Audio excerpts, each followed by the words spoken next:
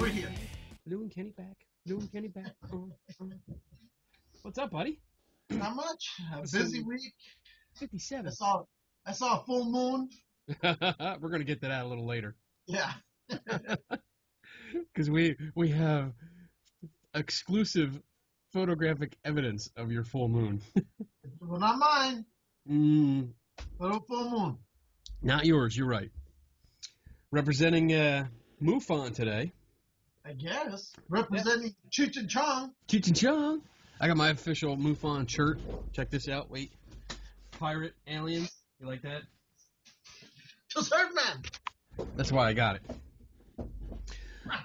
We have a guest tonight. We do. We have a guest. We have two guests. Good. I'm pretty sure. Do it. Let's see. Who is I'm it? going to read off their little description here. I came across this Facebook page and YouTube channel. It was in my news feed. Somebody had commented on it, and it was a video, and we've talked about it. This place is called Retroblasting, and it's they did some kind of a video about two old Death Star playsets. One was the plastic Death Star where it had the elevator in the middle and had the 3 levels. It was plastic. You put it together, and the other one was like a kind of a paper cardboard one, and they compared it. But the cool thing was that they had armless Darth Vader. So it was a Darth Vader doll with no arms. Actually narrate the whole thing. It was funny. So I laughed. I thought it was fun. Contacted can you do this? What? No, I can't do that. Why not? Because I'm white. Oh. Anyway, so I contacted them. These guys are cool. Let's see. The description is Retroblasting researches and analyzes all things retro, from old school to reboots, always with a sense of humor. They put everything from Atari to Transformers under the microscope with the goal of deconstructing the properties and letting you see them in a new light. So basically toys. They pride themselves on being an independent and honest voice that doesn't pull punches when reviewing toys, cartoons, movies, comics, and geek culture. That's right. That's us. Exactly. But these guys are, I watched some of their videos today, and we're going to be talking to Michael and Melinda. I watched some of their videos. Man, they know their shit. So, Not as much as we do. They know more. No. Yeah, well, maybe not you. You're more geekier with some of the stuff than I am. Yeah, that's true. We'll see. Okay. But I got some toys out, a few retro toys, one special one that I think they're gonna like. But let's see if we can connect. Bring it on. Let's bring them on. Bring it on. Easy there, buddy. Don't throw your back out. Yeah, I am getting old. Or pull a groin. Oh! All right, let's see. Let's get them on here. Well, I sure hope we end up showing all 3 screens. I hope so too. Hello. Hello, how's it going? Hey, how you doing, Hi. Michael? Not bad, how are you? Pretty good. Hey, Good. do you have video? I do. You might regret that, but I have it. Oh, well, I have to look at Lou all the time, so Yeah, that's enough. Let's see. Is Melinda there with you too? Melinda is not going to be on this particular podcast. Oh. She has some work training that she has to do, but she sends her regards and says hello. Okay. Yeah, but I hope I'm enough. Oh, so. I'm sure you are. Yeah. Is Melinda holding a Voltron sword there? Yes, she is. Boom! First round goes to you. Yeah, Melinda loves Beast King Go Lion. Like, that's one of her favorite shows is Beast King Go Lion. So that and Thundar the Barbarian. Oh. I love Thundar. Mm-hmm. I loved it. That was one of my favorite shows growing up. Yeah. Yeah. Oh, I loved the whole thing, like the post-apocalyptic scene. Yep. And just like this barbarian with these mutated buddies, and he just has like the precursor to a lightsaber. Yes, he's got that dangerous looking sun sword thing that Yes. clips to his wrist. It's like, wow. That's awesome. It is. Awesome. Very cool. Yeah, she told me recently that she thinks that her 3 favorite Saturday morning cartoons, hands down, are Thundar the Barbarian, not in any particular order. Thundar the Barbarian, Dungeons and Dragons, and Pole Position. Those are her 3 I favorite. love Dungeons and Dragons. Yeah. Dungeons and Dragons was my favorite. Yeah. You can see us, right? Yeah, can you see me? I can't see you yet. No. Well, that's weird. I enabled. Oh, that's why. Let's try this now. Uh-oh. Boom! Oh, here we go. It's, Is it- it comes, It's- it comes- it's- There there it is. he is. Yep. Wait, go back to the cartoon. Yeah, right? I don't blame you for that. All right, so I'm Kenny. I've been the one talking to you. Okay. And then this is my my co-host Lou, my buddy in All Cal. the way from Los Angeles, California. Nice. I used to live out there. I lived in Burbank. Really? I was Yeah. just out there yesterday. Yeah, I lived over on Scott Boulevard. Yeah. That's not too far from where I was at, if I'm correct. Yeah, it's by that big car wash. It's been there for years and years, right there on the corner by the park. Because I was off Laurel Canyon Drive. Uh-huh. Yep. I've been Yep. on that road many times. Yep. Sweet. So, all right, so tell us how, like, because I stumbled upon you. Uh-huh. I had no idea. I think, like, the day that I sent you the first message asking, Right. if you wanted to be on the show, that was the first time I came across your site because a friend of mine had posted one of your videos. Right. And you were reviewing the Death Star playsets, Yep. comparing the two things. And I watched it, and I thought you guys were hysterical. I love the Darth Vader, Right. and I was like, we have to get these guys on because this is everything that we love. Right. Exactly. We Love throw toys. away all our money on these toys that piss off our wives That's right. and our kids because we don't let them play with the stuff. I mean, we love toys, we love movies, we love cartoons, and I really started watching some of the videos you guys made. I watched your panel from Dragon Con.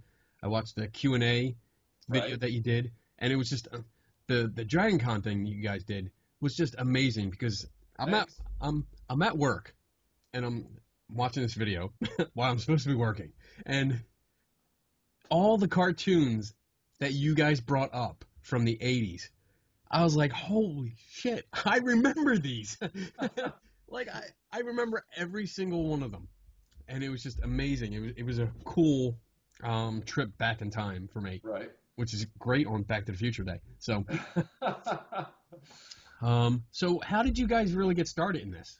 Yeah. First of all, thank you for watching our videos and inviting me to the podcast and inviting Melinda to the podcast. We appreciate this kind of connection with people who share our interests. The way it got started, Melinda was coming home one day and I was working in the garage. This was in 2012. And I was working on trying to get the DeLorean's coolant filled up for the 4th time. Okay. That's so cool. Sorry, that's just so freaking cool. Yeah, I decided that I had to have a DeLorean back when I was a kid. And so what I ended up doing was, nice. Yes, the pop vinyl. Yes. I went and bought a DeLorean in 2009, and I said I wanted to have one before I was old and salt and pepper haired and, looked like I was compensating for something in my old age. So I went out and got my dream car, and I won't go into that right now, but I do all the maintenance on it myself, and so I was, because who are you going to find to work on one? So I was doing a coolant flush, and it was going badly, and Melinda was coming home, and I'm not a violent person, but I had lost it. I was pressure testing it, and it was still leaking, and it was the 4th refill. She gets out of her car with like a sack of groceries, and my fist just goes through the drywall of the garage wall, like through a hole, and she goes, "Okay, you need another hobby. You need something else to do." And I said, "Oh, okay, yeah, you're right. I can't deny that." So I was watching a web channel about Voltron toys. It was not specifically about Voltron toys, but it was about toys. And I was trying to find some information on an old vintage Voltron toy that I had since I'd grown up. And I'd still had it with me. It was in a display case in my living room. And I'm watching it, and the host pulls up the toy, and the toy is 70% incomplete. Like, it's missing the weapons, it's missing the figures, it's missing the accessories, it's got pieces broken off of it. Like, it just is in a sad state. And he's telling you more than he can actually show you. And I'm thinking, well, this is a video channel. We really need to see what's going on. And Melinda was leaning over my shoulder, and she said, don't you have that? I said, yeah. I said, it's in the display case over there. She said, well, yours is complete, isn't it? I said, yeah, I've had it since I was 7. She said, well, you can do better than this. You've got a film background. You've got a writing background. You just should do this. Yeah. I said, yeah. I said, oh, okay. And there was a rant that my friends used to have me do because my friends knew that I hated Thundercats. And so when we were at get-togethers and parties and things, they would be like, ooh, ask Michael about Thundercats. Ask him about Thundercats.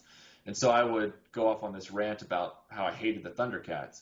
And so that was our first video, was putting that on film. So, yeah. Nice. Yeah. So you've been doing this since 2012? 12. Yeah, we've been doing it about 3.5 years. I think it's May 18th. I think every year is our year marker. May 18th of 2012 was the first video. Yeah, something like that. Awesome. And obviously, you love what you do. Oh, yeah, I love it. I have a very strong memory for my past. Not so much my teenage years or my 20s or anything like that, although I do have a good memory for those. But the farther back you go, the sharper my memories get. And I don't know why that is. That's just how it shook out in the wash. Wow. So, I can remember pretty much where I was, what store they came from, and in what order I got every Star Wars action figure. Wow. I don't know why. That's awesome. I can't. It's not a Goodwill Hunting thing. I'll never make money on it. I'm just saying that, so that's kind of what drives me, is this, the way that I tend to look at things. And Melinda has an anthropology background, so we kind of look at these properties from an analytical perspective, and we kind of dig into some of the details and ask, why did they do that way? And why was that character like that? And what was up with that scene? That's just how we roll. So. And speaking of that, like I can remember, because the Death Star playset episode, that the first episode I saw from you guys really rang true with me, because I remember being a little kid and living down in the real bad neighborhoods of Philly, and waking up on Christmas Day, coming down, opening all the presents, and then going in the kitchen for breakfast, and my parents were like, come on, sit down, sit down. I tried to sit down. There was something on the chairs. So I moved the chairs out. There's a box. I open it up. It was the Death Star playset, the plastic one with the elevator tower. Yeah. So I was like, wow, this is so cool, because that was my first toy, like my first big Star Wars toy. So it was really cool seeing that video that you guys did and connecting it with a really cool memory I had for it. So, and unfortunately, like, all my Star Wars stuff was thrown out by my mom. Oh. Yeah, I had almost everything. The evil parent strikes again. Evil parent. The one day, I came home, decided to get the stuff out. Right. It's gone. Where is it? Oh, I didn't think you wanted it anymore, so I threw it all away. Same thing with my Voltron that I had. The one that breaks down, brand new, still nothing lost, wasn't damaged, came back gone. Now, that and a whole box of G.I. Joes that I had, and I mean, it sucks. I got lucky because my dad wanted to be that guy. My dad wanted to get rid of our stuff as we got older. And my mother, unfortunately for her, but fortunate for us, she had a stepfather who was an alcoholic, and he was just abusive, and he burned all of her toys while she was at school. Ooh. He burned them in the backyard. And she's from rural Tennessee, and she said, which she vowed that when she became a parent, she would never tell her children to get rid of their possessions without their permission. Wow. And so I was able to keep all my toys. Not to bring the podcast down, but just that was kind of how that all started. And that's how the collection got started, because I never got rid of anything I grew up with toy-wise. Hey, that's not going down. That's your origin story. Yeah, You know? That's your superhero origin story. So look at it positive. Now, I have deduced that you're a big Voltron fan. Yeah. Right? Yeah, I am. What is it about Voltron that stands out for you? I think it was because I was experiencing this vacuum after Star Wars. Like, 83, we go to the theater to see Return of the Jedi.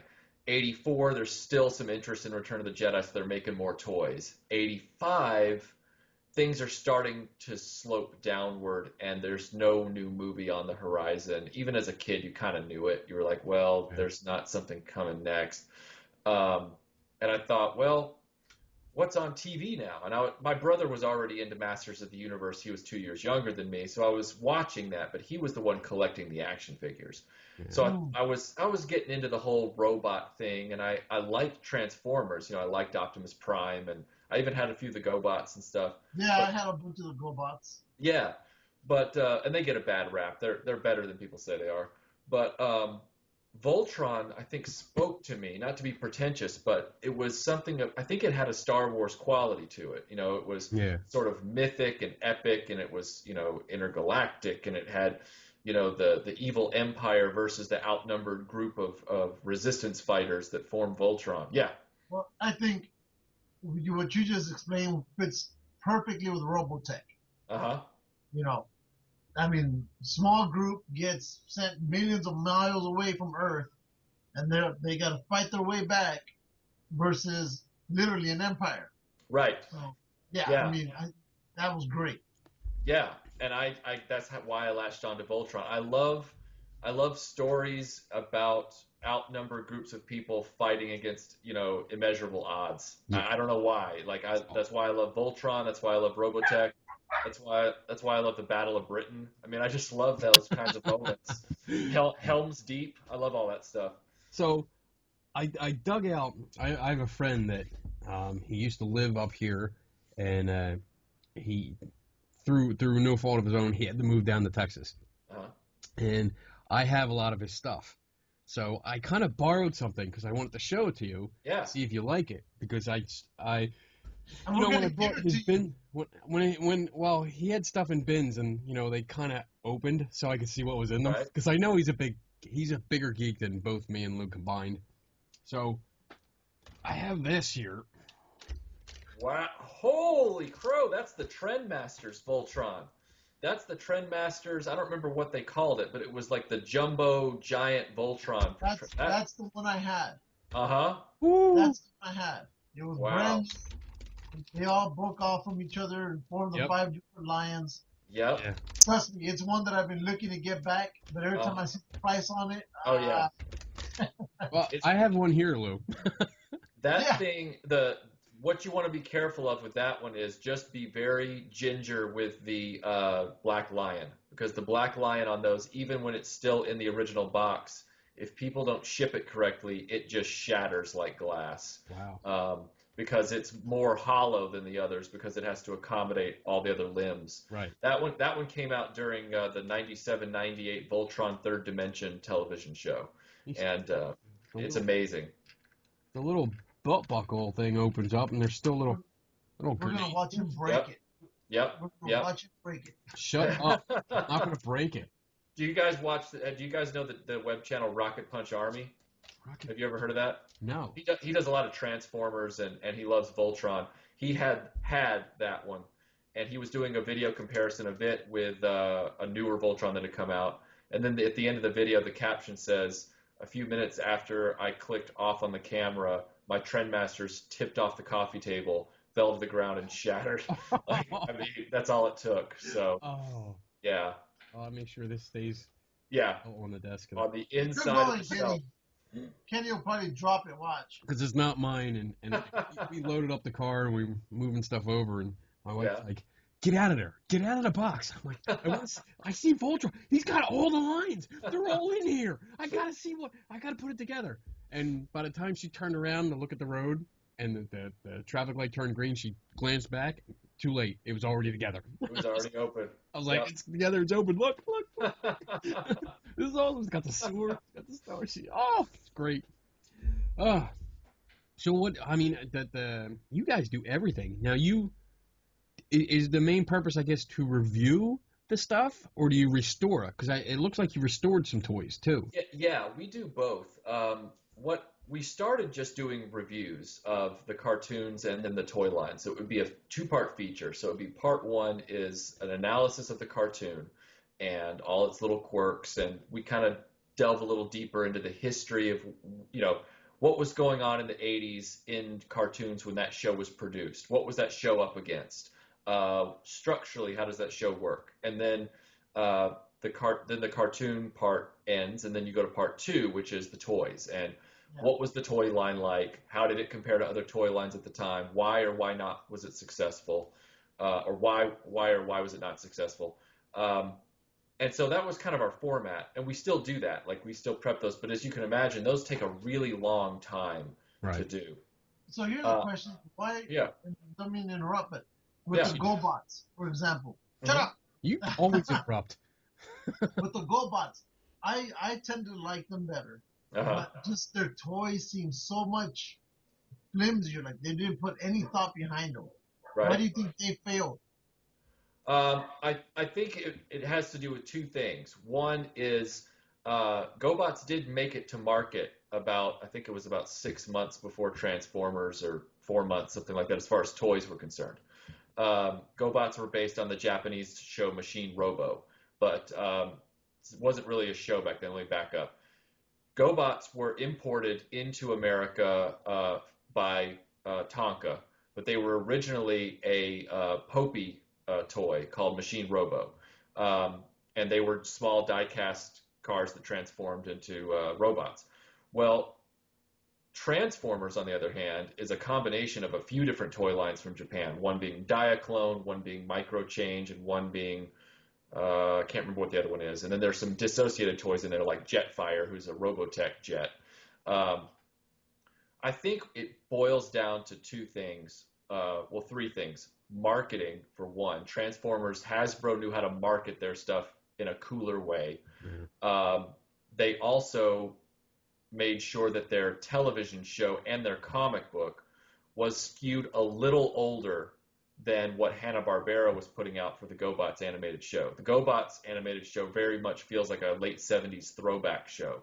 Kind of has a little bit of a Scooby-Doo, a little bit, not much, but a little bit of a Scooby-Doo thing to it. Yeah. It's just not as, it's not treated as seriously. It's not satire, but it's also, you can tell it's a bunch of guys at Hanna-Barbera who are really out of touch with robots and robot properties, and they're just trying to make something that's familiar to them. And then I think the other thing that wasn't in GoBot's favor then, but I think it's an advantage now, is that Transformers were generally bigger.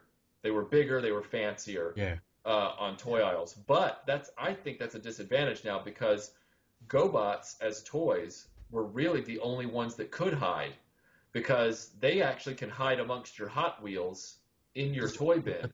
Whereas Transformers, they're all different scales, and they have those big logos on them that say, I'm an Autobot, I'm a Decepticon. And it's just like, okay, this only works in theory, but Transformers doesn't work in practice. Whereas GoBots didn't work, it worked in practice in the toy room, but it didn't actually work on television.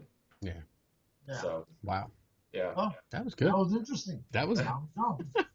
You've just gotten a sneak preview of my eventual script for the GoBots feature, which we're working on. So. You're exclusive. That's right.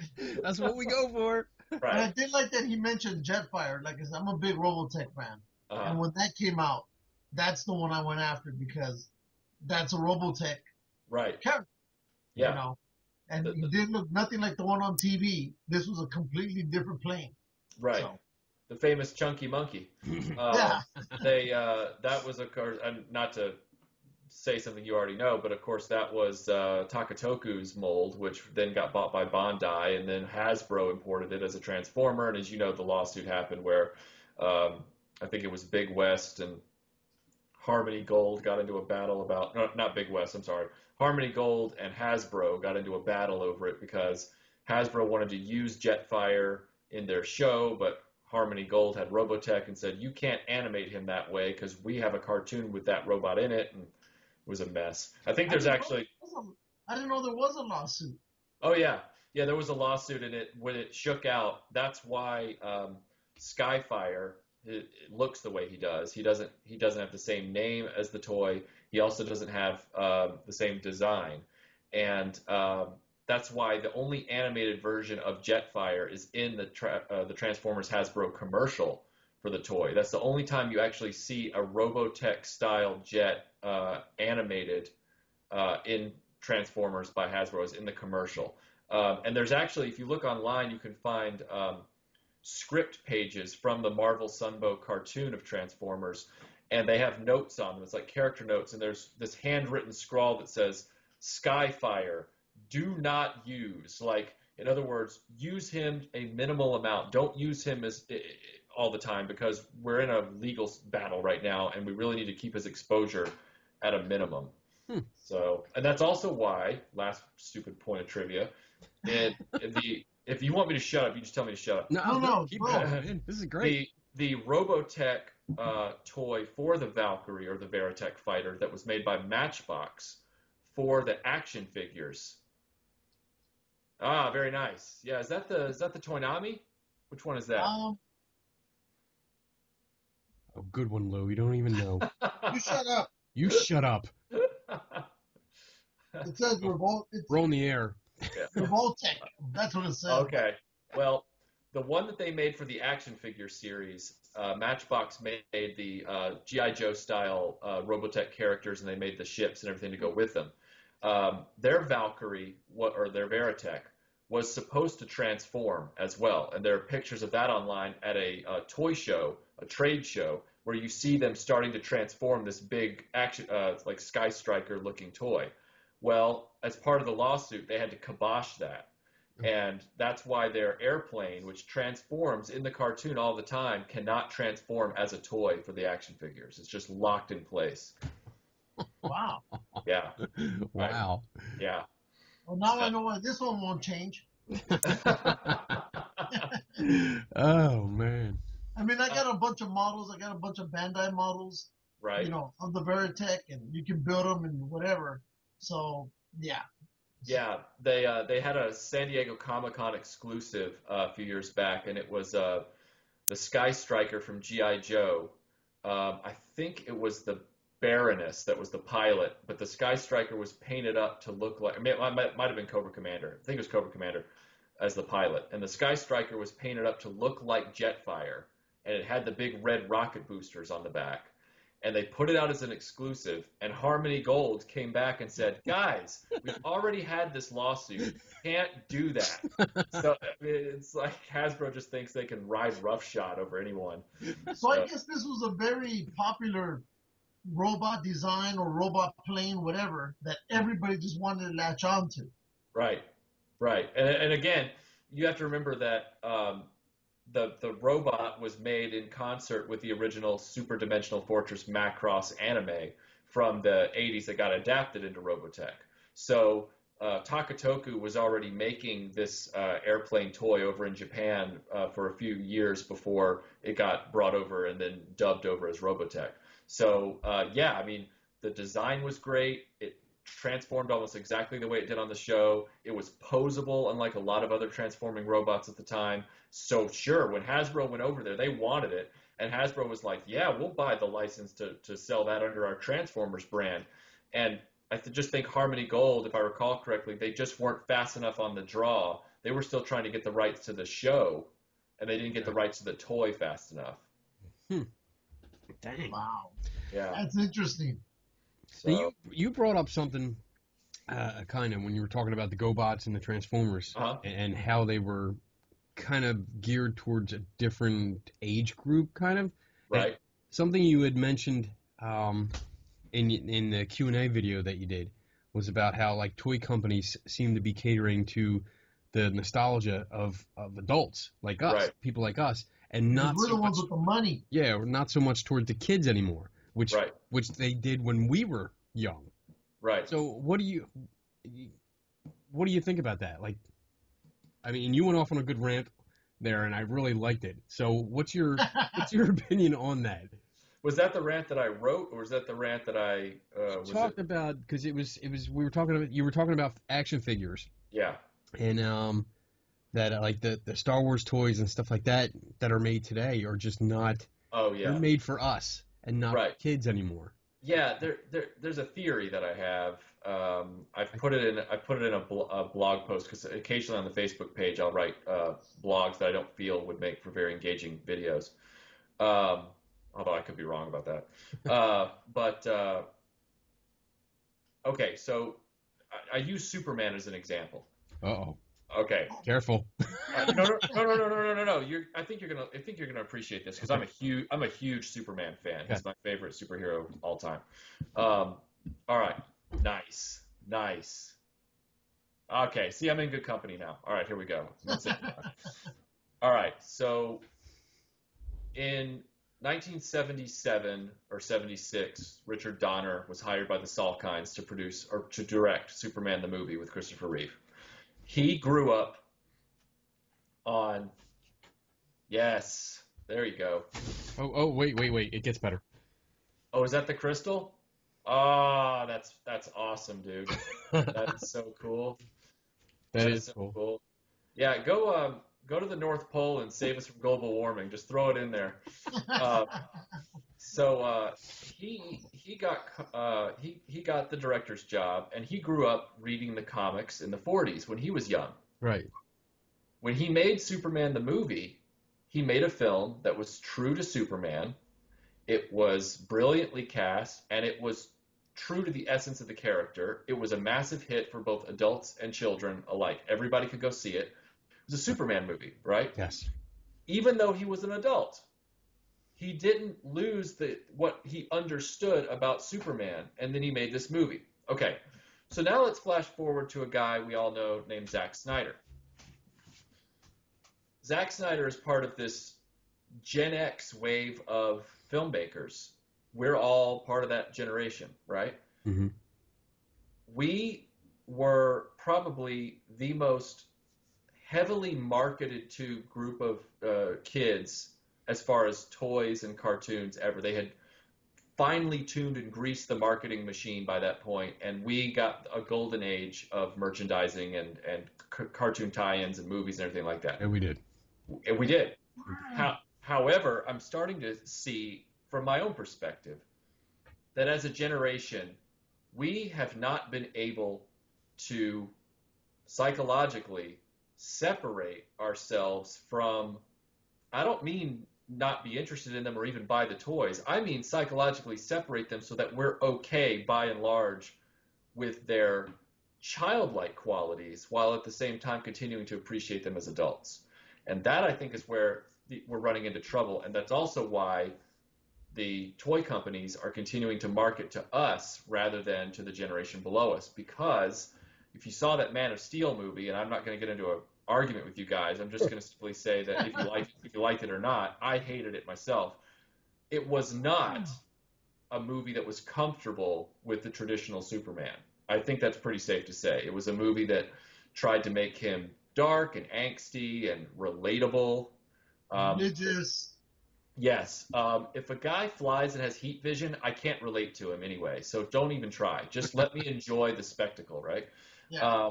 And I think what's going on is, not to get off on too broad a tangent, but I think what's going on is most of our generation is uncomfortable with the childhood aspects of what we love. We want it to fit into our adult mindset. So we've been, through the marketing and through the evolution of all this, we've been dragging these properties with us, and we keep square pegging them into the round hole that is our adult mind. And we keep saying, I still love Superman, but he can't be childish. I've got to make him relevant to me now. And it's like, when you do that, not only do you make a bad movie, but you also eliminate that for all the kids behind us, all the children behind us. It's like the first Superman film we can't take a kid to see. And the same thing goes for these toys. It's like, Hasbro and Mattel and all these companies, they have learned that, well, the Gen X crowd buys this stuff, and they'll buy them at $10 a figure, or they'll buy them at $200 a figure if it's Sideshow. They'll just keep buying us. I don't know what you're talking about. I don't know Sideshow. That is you. And I'm not even saying it's wrong necessarily. I'm just saying that they have gotten so used to leaning on our money, right, that they haven't even been properly advertising to the generation below us and the generation after that. So kids, they say, oh, kids have lost interest because of video games and smartphones. It's like, no, your advertising's also dropped off too, and your product variety is gone. I mean, every toy store now looks like a Soviet grocery store. Like, it's terrible. Like, where's the product? Where's the variety? Why is it that an Iron Man toy action figure line, you go and you see it come out when Iron Man 3 comes out or whatever it is, and it's 4 action figures and they're all just different colored Iron Men. There's no villain. There's no no side characters. There's no vehicles or playsets. There's no nothing. It's like, you know what? I don't really have any pity for you, Hasbro. And I think the best thing you can do is to just fold up and go away. Like, so sorry. Hasbro is definitely not a sponsor for the show tonight. No, they wouldn't be anyway, because we don't talk about their current product. So, but you know what? I get what you're saying, because it's like, it's everything's geared towards us because we have the money. There is no like with the different colors of Iron Man. I mean, you see versions that weren't in the movies, and that's what kids are going for. Like, the kids are going because they saw the movie, they go to the toy store, they want the toy. They don't see the bad guy. Right. They don't see the supporting character. They don't see the versions that were in the film. Right. It's all this like, oh, let's throw different versions that we just dreamed up for no frickin' reason and put it out there just to sell it for like $15, $20 a shot. Right. And that's exactly what you said. Like, when we grew up, when we had these toys, we had everybody. Like, you went to the toy store and you had all the good guys, all the bad guys, the supporting characters, and you could get them all. Right. Well, a good example of that would be, if you remember the $6 Million Man toys. You had Steve, and then you'd have his boss. Yep. One of them. You know, nowadays it would be just the $6 Million Man, and there is no boss. A green jacket, a red jacket, a blue jacket. But his boss wouldn't be part of the figurines. Right. Back then they were, not now. I love it how these toy companies keep saying, well, toy sales are just slumping. They're just falling every year, and we just think it's because of the whole digital thing. It's like, no, it's because you guys don't have anything interesting for those kids to buy. Right. They have the same mindset we did when we were kids. They're going to see the movie, then they're going to go to the store, and they're going to want to pick up characters that they saw in that movie. Right. And if they see like only one character from the movie duplicated 20 times on 2 pegs in different colors, they're going to be like, well, there's no point in me buying this. I might as well just go get the video game. Right. Well, it's like, it's even when I go, I don't know if Kenny feels this way, but when I've gone, Target or wherever, and I look at the toys. Target. Me, the toys just look a lot more cartoonish than a toy. Right. Like some of the Star Wars cartoon spin-offs, but I mean, they look too cartoonish. They don't look like something that would catch my interest. Right. This. Yes, the Kenner Blaster. This is a toy. Right. This is my original. I love this. Yeah. This is sturdy. I can beat the hell out of this, and it'll still work. Right. It still works. Yeah. And you see, like, the replica guns, the toy guns from the movies now, and they're crap. They're crap. I wouldn't expect them to last. Well, I know in this house they wouldn't last a couple weeks. I mean, I'm that kid at heart. I mean, that what I just showed you was like just a sample. This entire room is just ridiculously like a big kid. That's it. And I look for those toys. I look for like solid construction and detail. Yeah. And that's, I see crap anymore. Oh yeah, it's all garbage. It's like, well, we don't have any ideas left, so we're just going to start making huge $99 action figures that are as tall as my, 7-year-old son. Like, who wants that? Who wants You that? have one of those back there. Well, but I'm not trying to criticize. I'm just saying that that's not exactly something you can collect a whole range of, at that price point. And a kid can't. If one action figure is the cost of what the G.I. Joe aircraft carrier retailed for, right. I think we've hit a problem. Like, we've turned a corner. I mean, I tried to do a video a few years ago when Retroblasting started. I formally requested an interview with Hasbro's PR group. I reached out to them, and I admit I was pretty direct, but I come from corporate PR, so I felt like, look, I'm just going to lay this on the line and tell them, I've tracked your history. I know that over the past 20 years, you guys, through a series of machinations, have bought up or bought out every other toy company that was ever in existence. Like, I tracked it. I tracked the whole thing, and all roads led to Hasbro. Like, it was like an inverse family tree where it was just like all these companies, and then they all like announced just Hasbro. I said, you guys have bought up every company, and yet with all of those ideas that all those companies had that are now your intellectual property, toy aisles have never been less diverse as far as the variety of product. They've never been more weakly stocked. Right. Like, it's terrible. And I said, I want to talk to you guys and figure out how this is keeping you afloat. How is this keeping the toy industry afloat? Now, of course, they didn't respond to my request for an interview. But the point is, I made the effort. Right. And, I don't know. So is Konami still around? Konami? Yeah, they're still around. They're on some shaky ground, I heard. Yeah. Well, Hasbro will pick them up pretty soon. Yeah. Or if we make them an official sponsor to our show, we might save them. Well, yeah. Okay, if they send us free stuff. Yeah. That's our deal, because we've only been doing this. We're at this is episode 57. Uh-huh. Aside from like conferences that we do, because we do separate shows for that. Right. But we have official sponsors that send us free stuff. Like we have a board game. Nice. The Devil's Playground. Uh-huh. Our friend Dax Christopher sent us this game. Right. So we could play it, just so we would talk about them.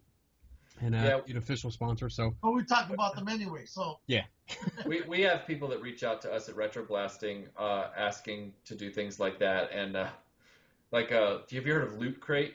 Yeah. So Loot Crate reached out to us, and they were like, hey, we'd love it if you guys we'll send you a Loot Crate every month if you'll do an unboxing video every month. And I said, we really appreciate that, but you guys send out random boxes of newly manufactured stuff. Yeah. They're all dust catchers. I didn't say that, but I said my audience is all about vintage toys. Yes. Like, they don't want to see that. And if I start having to do one of those every week or every month, they're going to be like sellouts, and then they're going to bail. However, you mentioned the Death Star video. Yes. So here's the backstory to that. Yes. Yeah. Okay, so the Wayback story, if you take the Wayback Machine to like 1986, I didn't.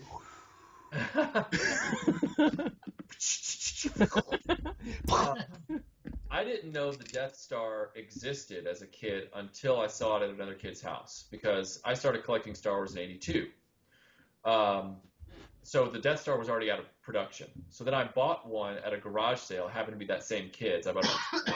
It was in terrible shape, and then I eventually restored it, which I have a restoration series on the Retroblasting channel about my restoration of it.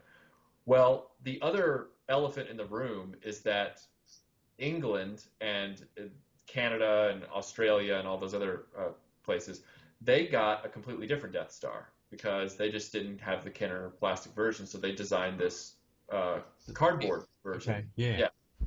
It's like heavy card stock. I shouldn't call it cardboard. Well, that's a holy grail of Star Wars vintage collecting, because at least for people in the United States, because it's harder to come by. And it's still pretty expensive for UK collectors. I'm a member of the Star Wars Forum UK message boards, because I keep up with all that. And they see it as a prize there as well. Well, this guy contacted us. I credit him in the beginning of the video. His name's William Kilford. And he contacted me and he said, hey, love your channel. And I have a play set that my wife wants me to clear some space. She doesn't want me to have this taking up room anymore. I was wondering if you'd like, yeah. It's like, I was wondering if you'd like to have it. And I said, what is it? He said, it's the Palatoy Death Star. And I stopped my tracks and I thought, wait a minute, is this for real? So I said, William, I wrote him, I said, I am ethically bound to tell you that the Palatoy Death Star is worth a lot of money. And he goes, yeah, I know that. He said, but I just don't want it to go to a stranger. I want it to go to someone that I really like respect and who'll do a cool video. That's awesome. Yeah, so he sent it to us and you saw it, it was in perfect condition. Like it was beautiful. And I was just like, wow. So those are the kind of things that happen to us at Retroblasting. We get toys donated to us by people. We don't ask. People just say, what's your address? I want to donate something to you. So it gets interesting. Well, I have to ask. Yeah. What does one of those Death Stars go for in the open market, average? My understanding is that a boxed example that's open but has everything, like a complete boxed example, can go from anywhere between $500 to $700. Wow. Now a loose example, missing a few brackets and whatnot, can go anywhere starting at $100 and up if the card stock is in good shape. Wow. So they're just harder to come by. I mean, the market for toys in those other countries wasn't as big as in the United States because at that time they didn't have as much expendable income per family as we did. Right. Yeah. Wow. Yeah. Wow. That's pretty. Now, the other day, and we talked about this on a previous, I think back on episode 10. Uh-huh. It was about ROM, Space Knight. Yep. And I've always been a fan of it. And it came up on our Christmas special as the toy that we wanted and we never got, and damn our parents for it forever. Well, the other day, usually I've seen those go for $100, at toy conventions, and then it came up on the comic book series, on the Comic Book Men, I think on their premiere last week or 2 weeks ago, and somebody walked in with it, box was crumbled, the toy and everything. They sold it for $200. Yeah. Or they bought it for $200. I was just thinking, then that just drove up the price out of all the rest of them. That no matter where in the country they are, this toy that really shouldn't be worth $200 is probably not going to go for maybe twice that much. It's always worth what the person is willing to pay. Yes. And unfortunately, fortunately for us, the internet has a very short memory. So I'll give you a real world example from today. So I have been looking for, people keep asking me, when are you going to do the feature video on Robotech? When are you going to do the feature video on Robotech? And I keep saying to them, look, I've got scripts written for it. We've got the Japanese shows. We've got the Robotech show. We've watched them all. We've analyzed them. I've got most of the toys, but I'm missing one key element. I'm missing the very rare Matchbox Robotech SDF-1 bridge playset. It's one of the rarest playsets that you can buy. It was the bridge of the Macross, and it had the landing bay for the fighter with all the repair equipment and all that stuff. And I've been looking for one. Well, they're extremely rare. They're huge. It comes in a huge box. And people now know that, and so they look out for them for me. And so, like one guy a few months ago, he said, oh, there's one on eBay. And I went to eBay and I looked, and it was broken and missing a few pieces. And I said, nah, because we have a policy on Retroblasting. We will not show you broken or incomplete toys that are on our videos. We work too hard to do that to you and to do that to ourselves. So unless there's a really good reason, like this thing breaks often, watch out, or something like that. Right. So then a boxed one came up a few months back. The boxed one was a buy it now of something like $1,200. Oh. Yeah, that's no lie. It's like $1,200, and it sold. Like it eventually sold for, I think it was a best offer of like $1,075 or something like that. Well, today, a guy contacted me through the Retroblasting Facebook page while I was at work, and he's like, Michael, eBay link, and I was like, and I looked on it, and it was a Robotech SDF-1 bridge playset, sealed in the box.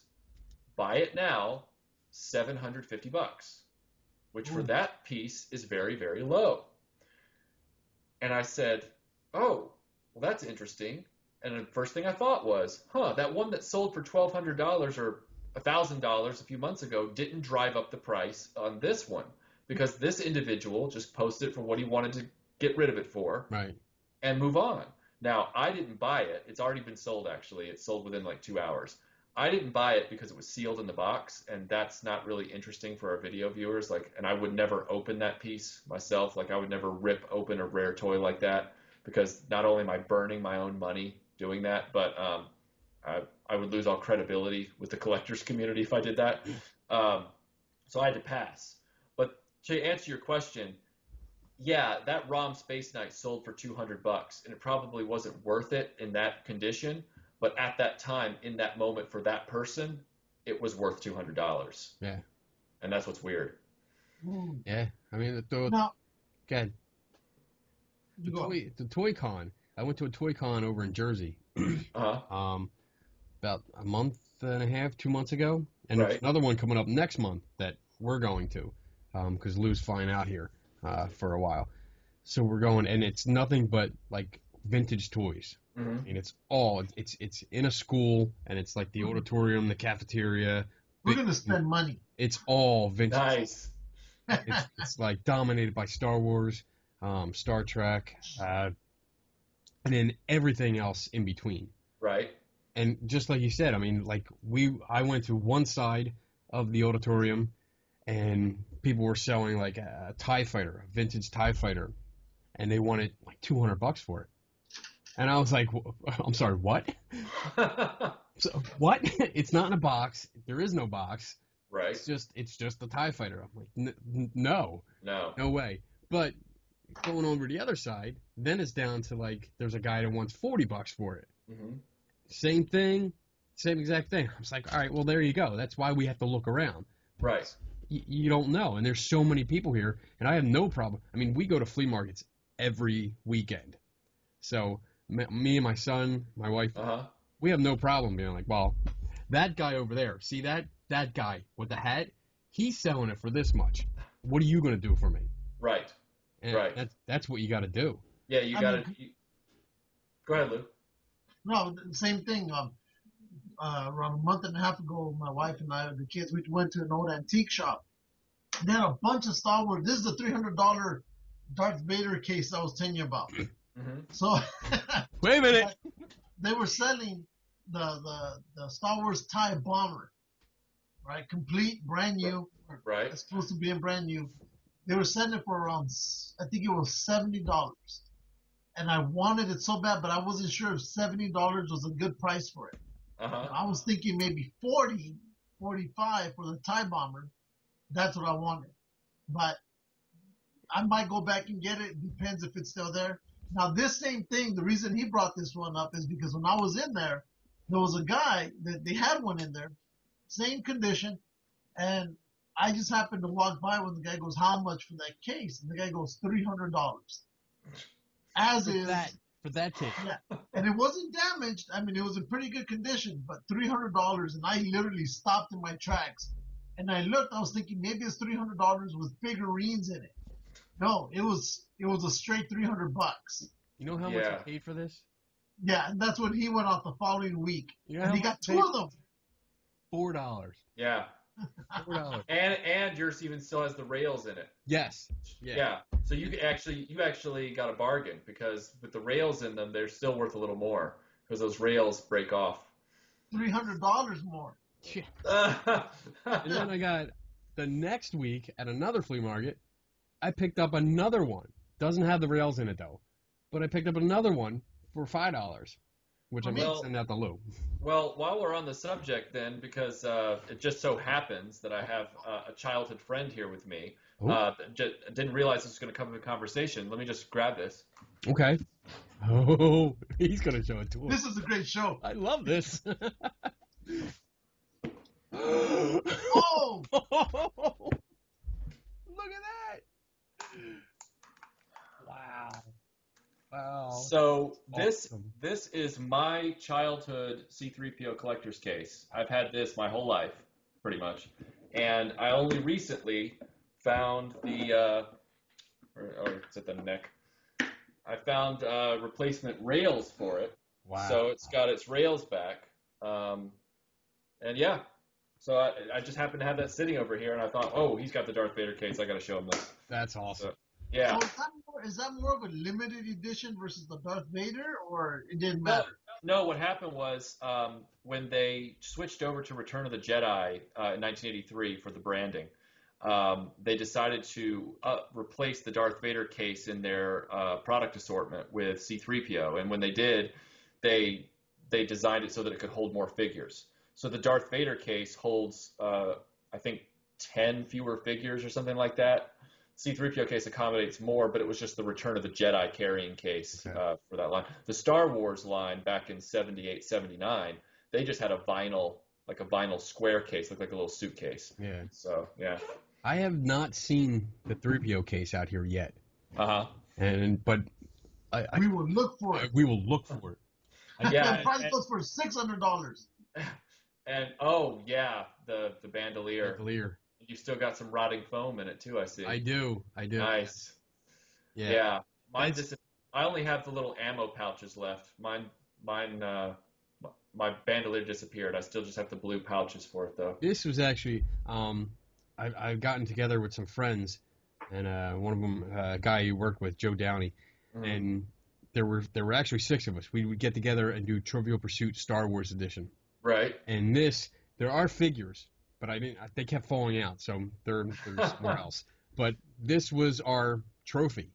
Uh-huh. So whoever actually won the game, you got to take this home with all the figures in it. Nice. So I was the last one to win, and we haven't played since.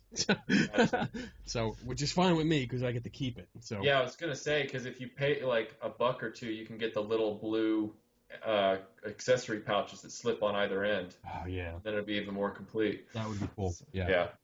So. Oh yeah. I mean that's awesome stuff. I mean, we picked up this,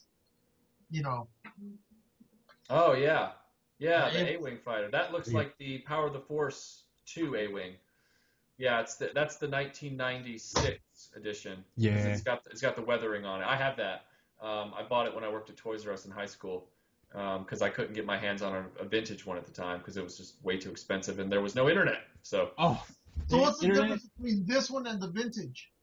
The vintage one doesn't have the weathering on the paintwork. Like it doesn't have those scoring marks, like the black exhaust marks, the streaks. It's a little bit more of a primary red than that one, which is more of a dusky red.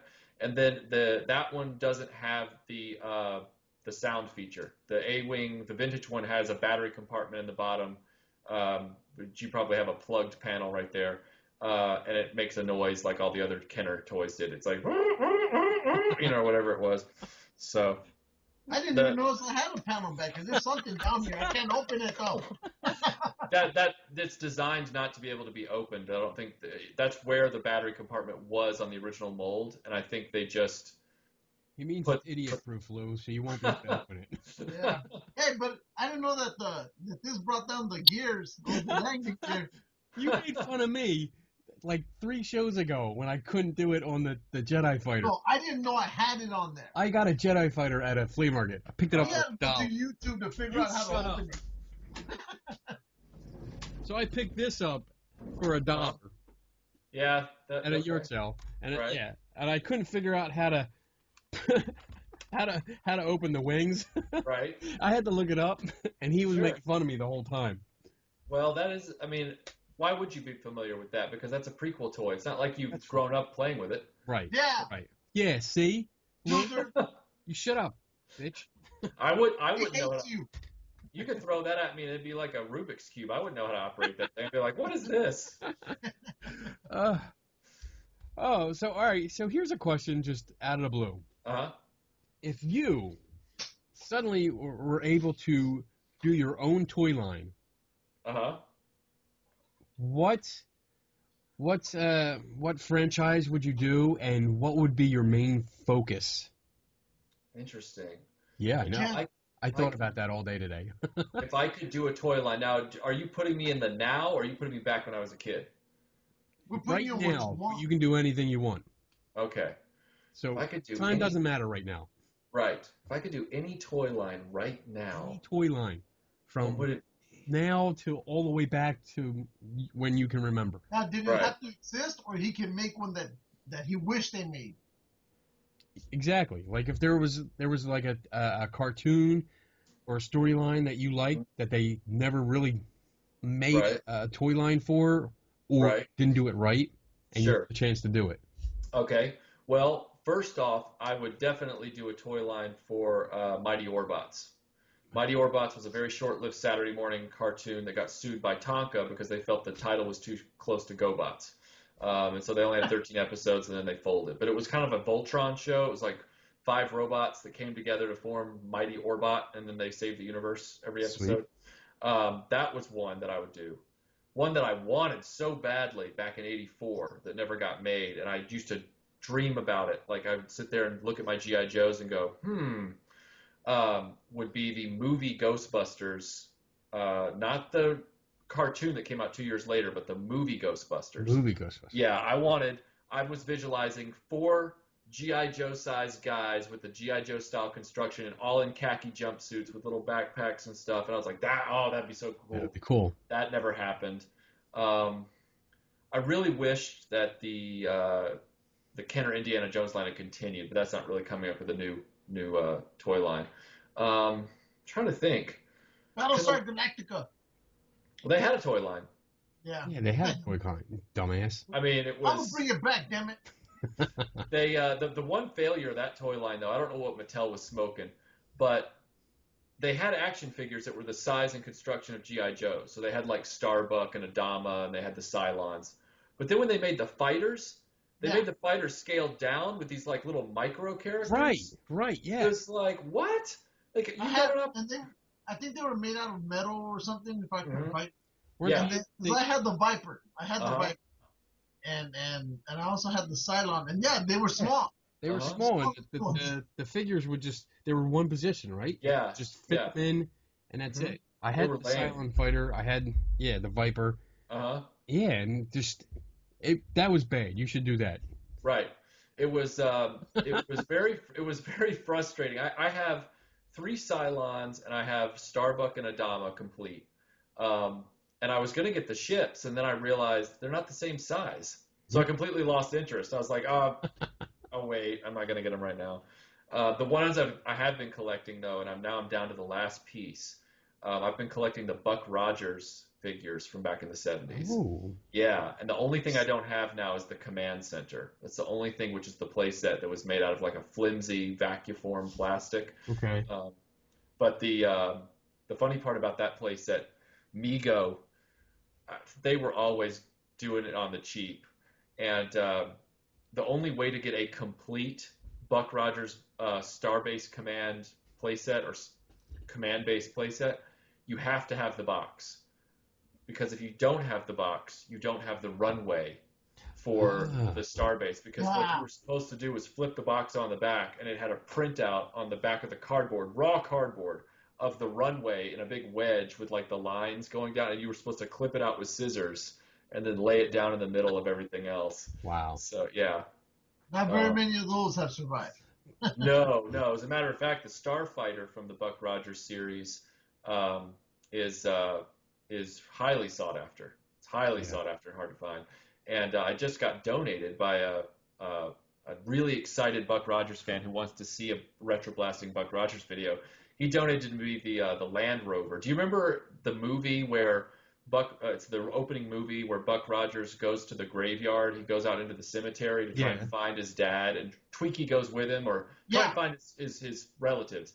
And they're like, don't go out there at night because there's Morlocks or zombies or whatever it is. Morlocks. And he's out there, and Wilma Aaron Gray comes to retrieve him by force, and she shows up in this like rolling tank thing where she has the big helmet on, and she comes out. That tank was made by Mego. It was called the Land Rover, and it didn't sell very much because people all wanted the fighters. Right.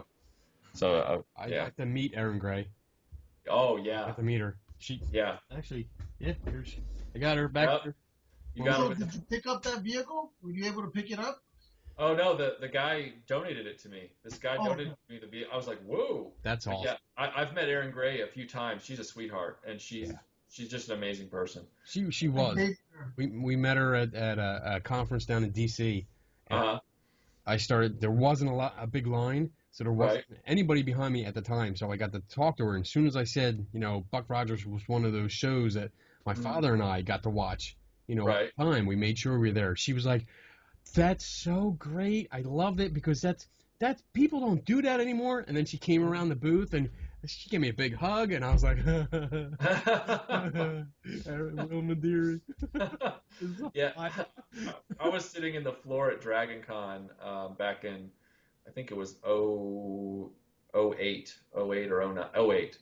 And I was reading a book about bombers of World War II. Like I was just reading this history book.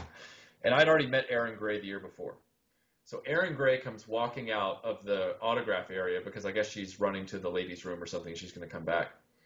And she walks by me and a few of my friends. I'm sitting up there tired of, off my feet reading this book. She goes by and I see her looking. And at first she looks like she's like,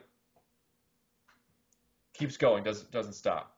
And at first I think, oh, maybe she recognizes me from last year. And I'm like, no, that's not it. So then she comes back and she stops and she says, I'm sorry to interrupt you guys. She says, are you reading a book about World War II? And I said, oh, yes. And she goes, are you interested in World War II? And I said, yeah. I said, I'm very interested in World War II. I read all sorts of books about it. She goes, I've got a great book to tell you about. And then she spent the next 20 minutes pantomiming this book about this spy. I mean, she was the nicest person, and she's completely down to earth, and Yeah. I love her. Yeah. So, She was great. yeah. Now, another toy that I was thinking about bringing up is, remember those old motorcycle ones, the Evel Knievel? You could just wind them up and then Yep. press a button and off they go Uh-huh. to the street only to get hit by my next door neighbor's car. Right. Your next door neighbor sucks. It's a bastard. Oh, bitch. What about him? Do you think that toy nowadays would do you think it would be successful, or it just wouldn't be able to compete with everything out there? I think given that Hot Wheels are still successful and they still sell play sets with the big loop-to-loops and stuff, I can't see why it wouldn't be if it was marketed right. I think the problem is finding a way to get your advertising in front of a kid. How do you make sure that your commercial lands in the right place? I mean, I see those stunt setups all the time for Matchbox and Hot Wheels, and even the movie Cars has a lot of them because they sell diecast. So diecast cars are still selling. I can't believe that the Evel Knievel style motorcycle sets wouldn't too. I think they would. Yeah. But it's a matter of getting the kids' attention, and you got to get those kids' attention. I hear you. Yeah. You have to get them away from the computer and the video games. Yeah, but I think once you did, they'd be like, "Oh, this is awesome," and then they'd start trying to do different stunts with it around the house. Yeah. Hit the cat. I loved it. You put it up in this little get up, and then you'd wind up that thing and press whatever button it was, and Boom. Yep. off it go. Boom. Go. Yep. And those things are worth a lot of money now because Evel Knievel has this cult following. Yeah. So like the Evel Knievel toys have a whole thing. If you had a lunchbox, you've got a fan base. So Yeah. So if But you're didn't they make a whole series on that? I mean, not just Evel Knievel. Didn't they also make them like on other type of? Oh yeah, I have some generic ones from back when I was a kid that weren't Evel Knievel, but you could tell they were trying to almost be Evel Knievel. Yeah. So if you're at a toy con, Mhm. vintage toy conference, Yeah. what is the one thing that you're looking for? What is that prize? Oh, for me, it's that SDF-1 playset for Robotech. But I also really want a G.I. Joe Terror Drome, the Cobra Terror Drome, their big base that has the fire bat fighter that launches out of the dome in the center. That's a really awesome toy that I never had. My cousins had it. They didn't deserve it. And so because I never had a lot of bases. I never had a lot of play sets. Right. One place that I had was the Ewok Village. My brother had Castle Grayskull and Snake Mountain. So did I. Yeah, I didn't have Boulder Hill. I had to borrow it from a friend. I didn't have literally I borrowed it for like a week. I didn't have, the aircraft carrier. Not that I really wanted that because I didn't like water. I didn't, still don't.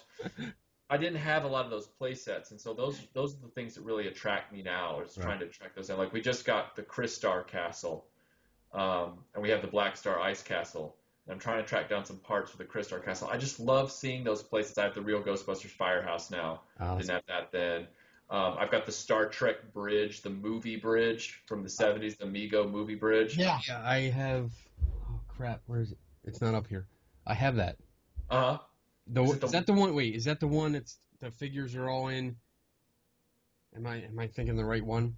Are you thinking of the one that has the fake transporter, or are you thinking of the one that's white plastic and it's got like the very flimsy? It looks like the movie bridge from the motion picture. Like it has that look to I think I don't have the bridge. I have the command figure set. Uh-huh. So all the Captain Kirk, Spock, all the figures in. It's like a box like this.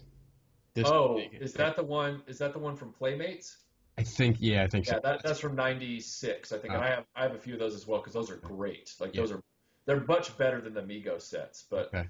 although if any vintage Mego collectors heard me say that, they'd be like, "No, our little dolls are great," and they are. Like I'm not talking about the '70s dolls. I'm talking Right. about the 1979 Star Wars scale action figures that were really boring. But they had this awesome. I say awesome. They had this very flimsy vacuum plastic white playset for the bridge, and I have that.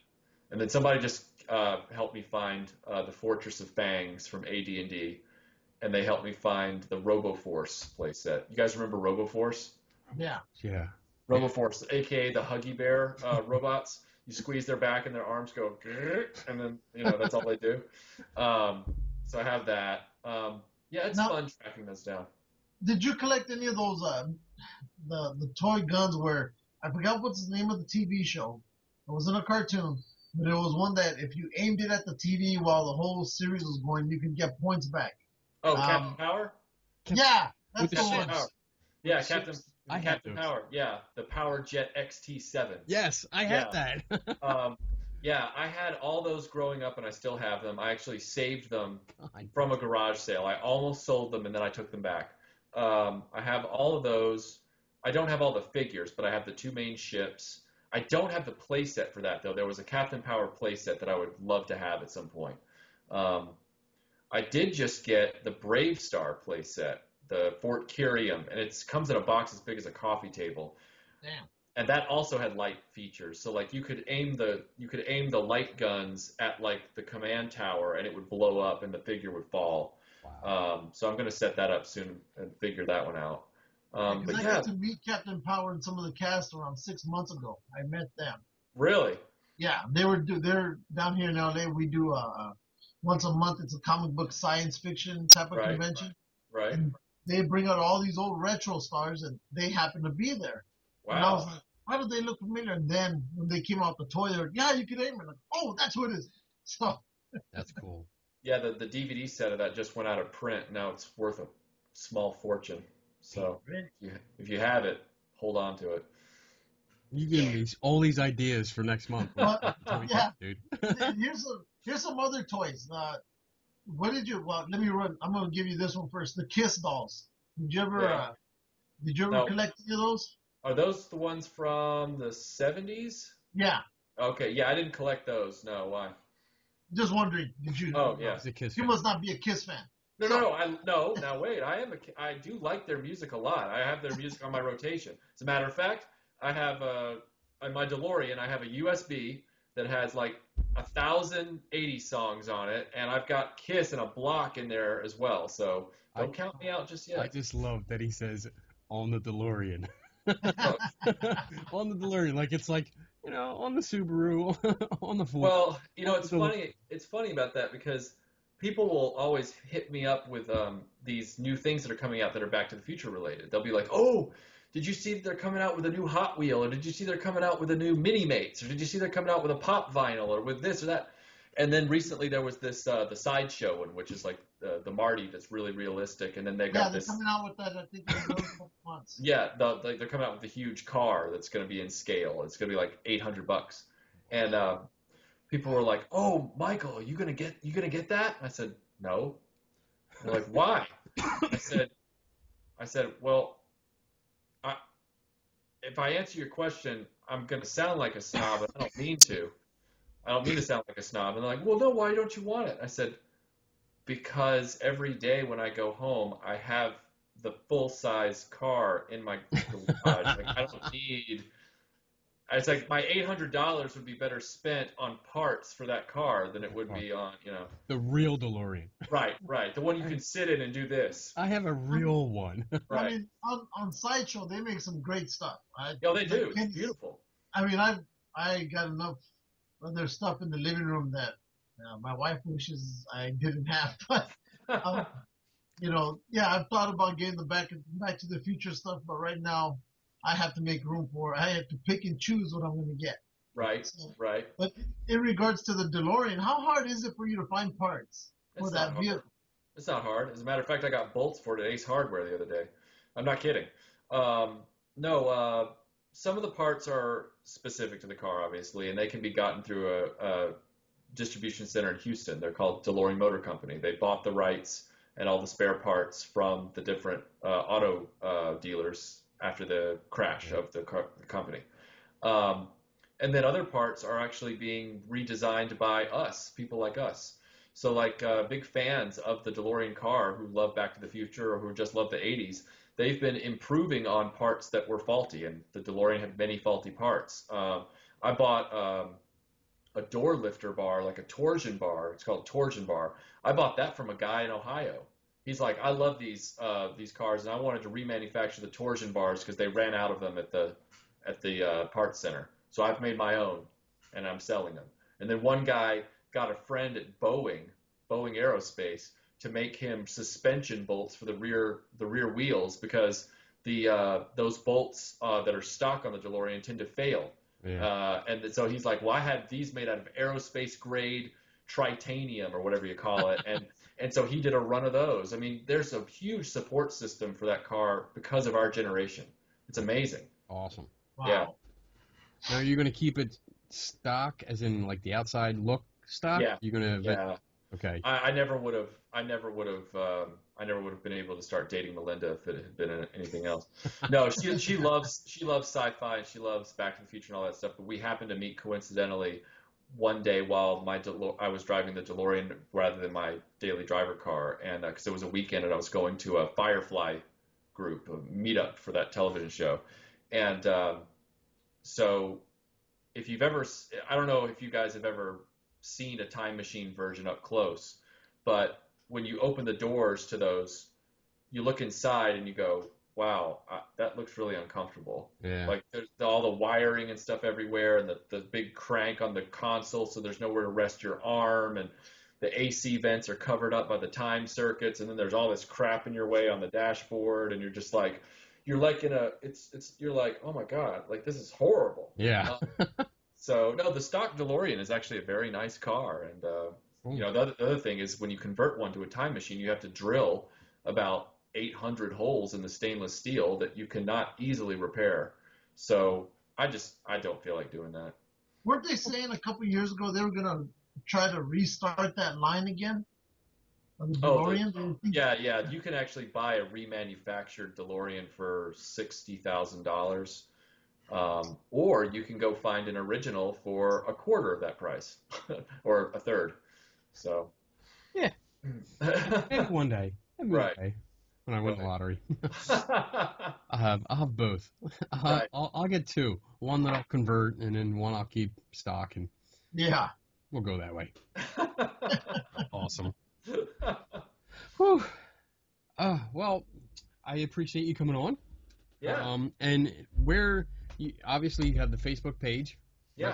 Retroblasting. You have Retroblasting. YouTube channel. Uh-huh. You have any events coming up? Let me think. Well, we just did Dragon Con. Yeah. And we're toying with the idea of possibly doing Emerald City Comic Con in Seattle if we can get a slot there next year. Okay. That's not confirmed yet.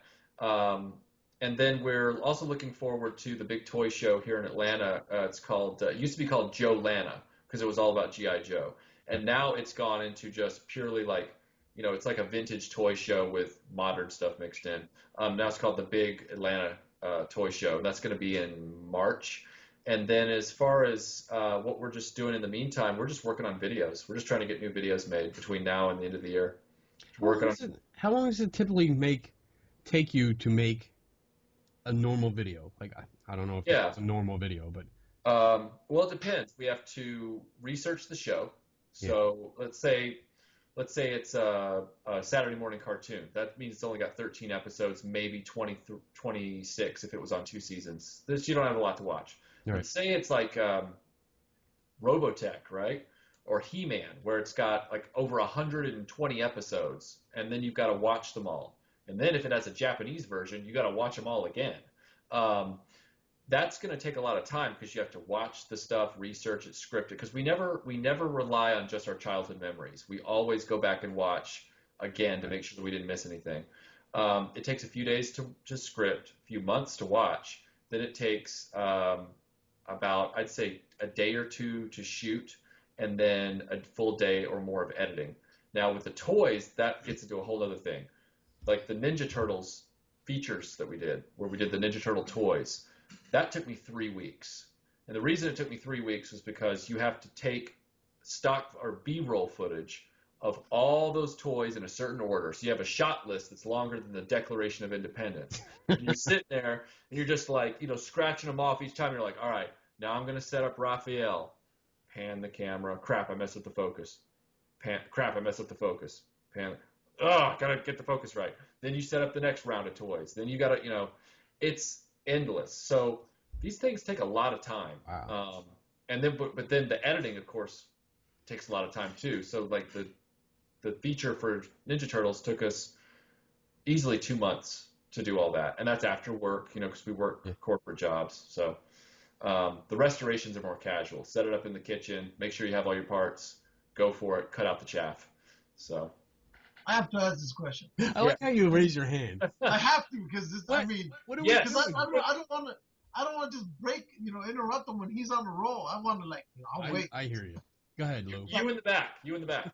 That's right. I'm in the back. So we're talking about Japanese and American toy cartoons. Did you ever really notice a big difference of what made one better than the other?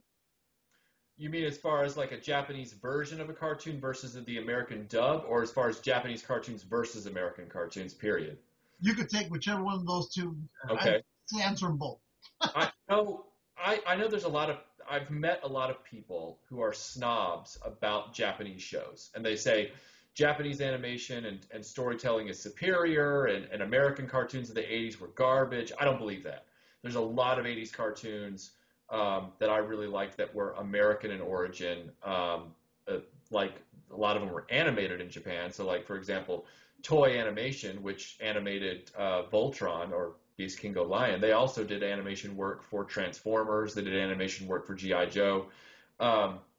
It's a different sensibility. A lot of our shows back then were the problem of the week. It was very episodic. There wasn't a lot of character development. Part of me likes that. Part of me likes to take a break sometimes when I have a stressful day.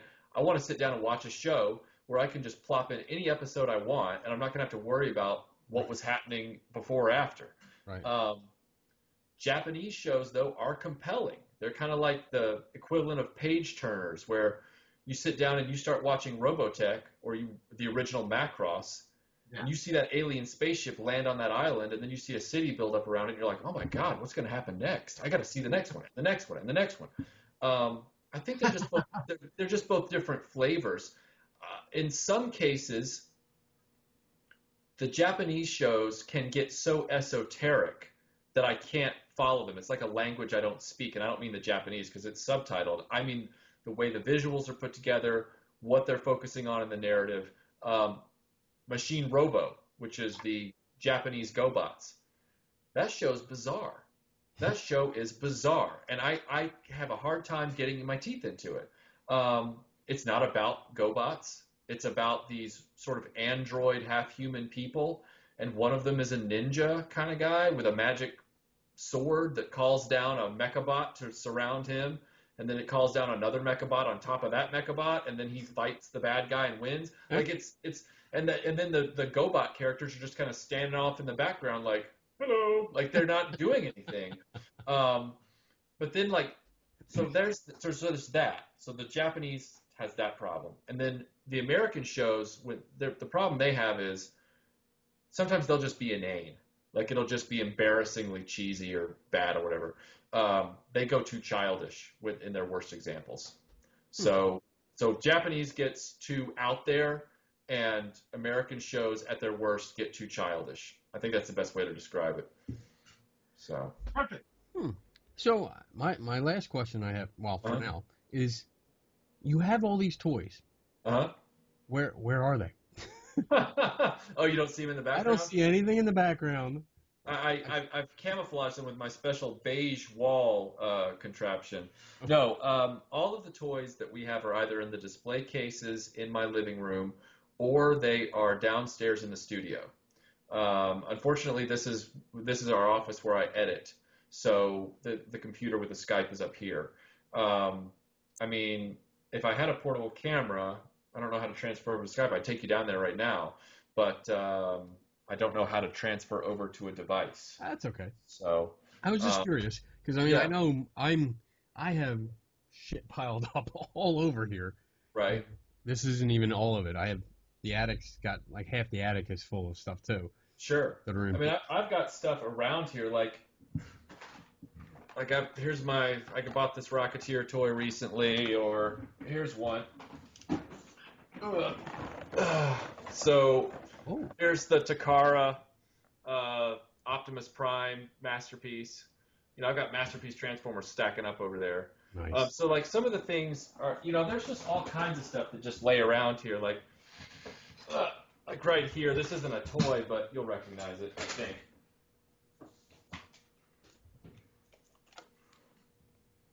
Hey, nice. From Back to the Future. The Back to the Future camera. C camera, yeah. Are you telling me you built a time machine out of a DeLorean? Yeah, it's that camera. So I've got things just, you know, kind of laying in little places waiting for, you know, me to pay attention to them. Yeah, the toys, because of the way we do our web channel, the toys have to live in the studio because we have to have, it looks like a big toolbox. It's a lot of bins, and we pull them out when we need stuff, and then we put it on the table and we start filming. But we have a whole room full of that, full of toys, and we just bought a massive collection of Star Trek: The Next Generation from the '90s, so like the big bridge playset and all the ships and all that stuff. And we're getting ready to do that, and we're working on Dungeons and Dragons right now.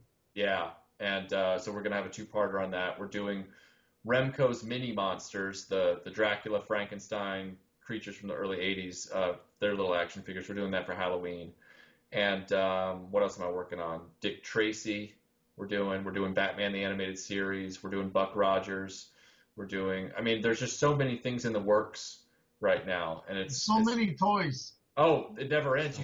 You think you're going to run out, and then you realize, no, I'm never running out. There's no way. Something brought up at the DragonCon video was about Dungeons and Dragons. That the series went all the way up and was canceled right before they made the last episode. That is correct. What the hell? I know. That is called people who care more about their bottom line than they do about artistic integrity. And they were like, we're just tired of filming this show. The ratings have dropped. We don't really care that the last episode wraps everything up. We're done. We're out. And so the writer had actually finished the script. You can download it online and read it. That's what I'm going to do. Yeah. It's called, I think it's called, is it Requiem? The End. That's what it's called. The End. I've got it here somewhere. I just got to find it. But that's I heard that. I was like, son of a bitch. Yeah. I love that show. I thought it's a great show. I mean, it really holds up. Yeah, and like you said, I mean, you knew they weren't going to get home. Right. But it was just the adventure, the excitement to see like what are they going to come up with this week? What was going to happen? How they were going to try? And didn't they actually make it like home? Mm-hmm. They made it home a few times, and then they had to go back because they made heroic decisions. Right. Like one time it was.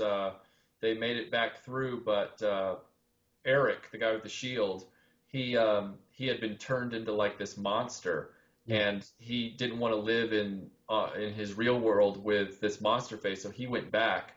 And they were like, no, we can't leave Eric alone. Something might happen to him. So they all go back into the pool. And then in another one, they accidentally brought Venger onto Earth with them. So they're like, well, we can't leave Venger here because if we leave Venger here, he'll take over Earth. So we all have to go back. And he had to compel him to chase us back. We're going to save the Earth. So they all run back into the Dungeons and Dragons world. Oh, my. That was a great show. There's always that one friend. Yeah. But that show works on that premise where, like, Wheeled Warriors does not. Because Wheeled Warriors not only was 65 episodes and wasn't as well done, but you're sitting back going, okay, every single episode he thinks he's going to find his father, and then he doesn't. This is getting old. Like, you know, the skunk mullet was cool for, like, 2 episodes, and now I hate you. Like, I just... stop. Oh, that's awesome. Yeah. Oh, well, I appreciate you coming on. And, sure. And spending some time with us and talking about toys and shows. And this was great. This was great. This was a great show. I hope I haven't bored you to tears. Oh, so. Absolutely not, dude. Now we just want to go out and go buy more crap. I know. I want to go out now and be like, oh, all right, I want this and I want this. Oh, I got a list of toys that he's looking for. If I see it, I'm going to let him know. I'll just buy it and send it to him and be like, look, here we go. But, yeah, you really got us psyched. And it's nice because it's not often where we have a show like this that really brings that kid inside of us back and lets us enjoy it with other people. So yeah, because usually during our shows we'll break out with, look what I bought this week, this new toy, look what I have now. So we do a very small version of your show. Yeah, very small and not as always as vintage. I mean, we try, like when I got my Han Solo gun, I was all happy. You talked about that. Sure. And stuff like that, but any toys that we get, we always talk about them, and we're excited. Well, it doesn't always have to be vintage. I mean, I just bought Masterpiece Starscream. Couldn't be more thrilled. Now I've got all 3 Seekers for the first time in my life. All 3 of the jets from Transformers. I mean, it doesn't always have to be vintage stuff for it to be enjoyable. Right. People think that I'm only into vintage because that's all I do on the show, but I have new 25th anniversary Transformer or G.I. Joes. I've got newer Star Wars stuff, not the new movies. It's always classic original trilogy stuff, but I have some of that. I mean, I'm not opposed to new. I just happen to run a show about vintage. Right. So.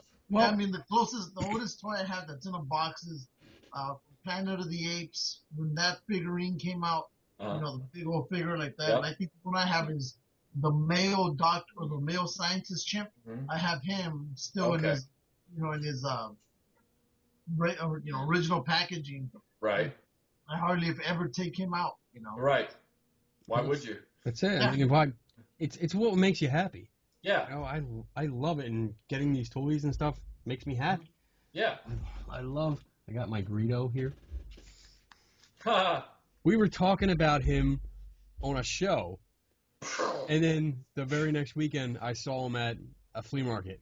Right. The box was just shit. I mean, I had to throw the box out because it was beat to hell and it was horrible. But I was happy that I got him.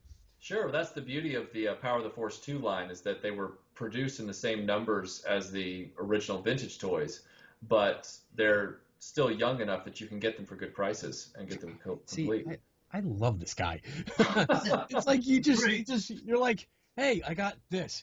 And you're like, oh, I know exactly what that is. We don't need the white here. I want to do like flashcards where I just take things and be like, what about this?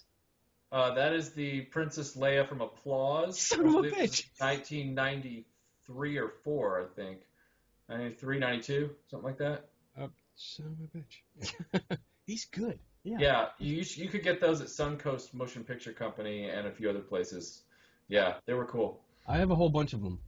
I have. You have the Luke and X-Wing pilot suit? Yes. Yeah, he's one of the best ones. He's awesome. Really? Okay. Yeah, I love that one. I just mean as far as the way he looks. Gojira. I have. Yeah. They have these. There's a whole line of Godzillas in various poses. Yeah. And I've been picking these up. Right. Just because the detail that they have in these things are, just absolutely amazing. Like, if you remember seeing some of Godzilla movies, The one where he's Nice. jumping up and down out of Bigfoot. Uh-huh. Right.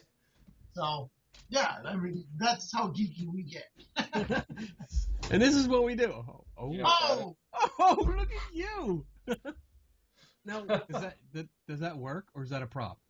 No, it's not a prop. It's the real Walkman. It just this particular one, I think the band inside has died after 30 years, but it's the real Walkman. And the JTC camera, that's the Yeah. real camera? It's the same model and make. Okay. And I've made sure that it says Van Halen. You know. Oh, now see, I got to point out a detail now. Yeah. We were just watching the movie. And it says Eddie on it. It says Edward Allen. Well, I can always get my Sharpie out. And, Yeah, change it up. You can't. Oh no, it says Eddie on it. I did it right. You did it. Yeah, yours says Eddie. The one the movie says Edward. Edward. Because I saw it. I just saw it before we came up and started the show, and I was like, Edward. Why Well, would the they great do part is when it's in the Walkman, you can't tell. There, that's awesome. That's awesome, dude. Just that you have that, and I was actually thinking of doing for cosplay, doing the whole radiation suit, Right. Vader from the planet Vulcan. Right. You're gonna get the hair dryer. Hair and dryer, everything, yeah. Right. I've got the jacket, and I've got close enough shoes, Nikes with red swooshes and they're white and stuff like that. Do you get into the cosplay? I used to, long time ago. I don't anymore because I find that costume vendors are some of the flakiest people. Not the cosplayers themselves, but the people that actually make the costumes. They're super flaky, and they always are having drama, and they're always like, "Oh, I'm sick and I'm mortally wounded, and I can't finish your costume." And you end up spending good money after bad trying to get these costumes made. And so I have a few costumes. I have Bespin Han Solo from The Empire Strikes Back. I've got sort of 85% done Empire Strikes Back Luke Skywalker. Nice. I've got a full Ghostbusters outfit with the proton pack and the Venkman thing, and then I've got working lights and sound. Oh, yeah, nice. so if you flip it, it's it comes on.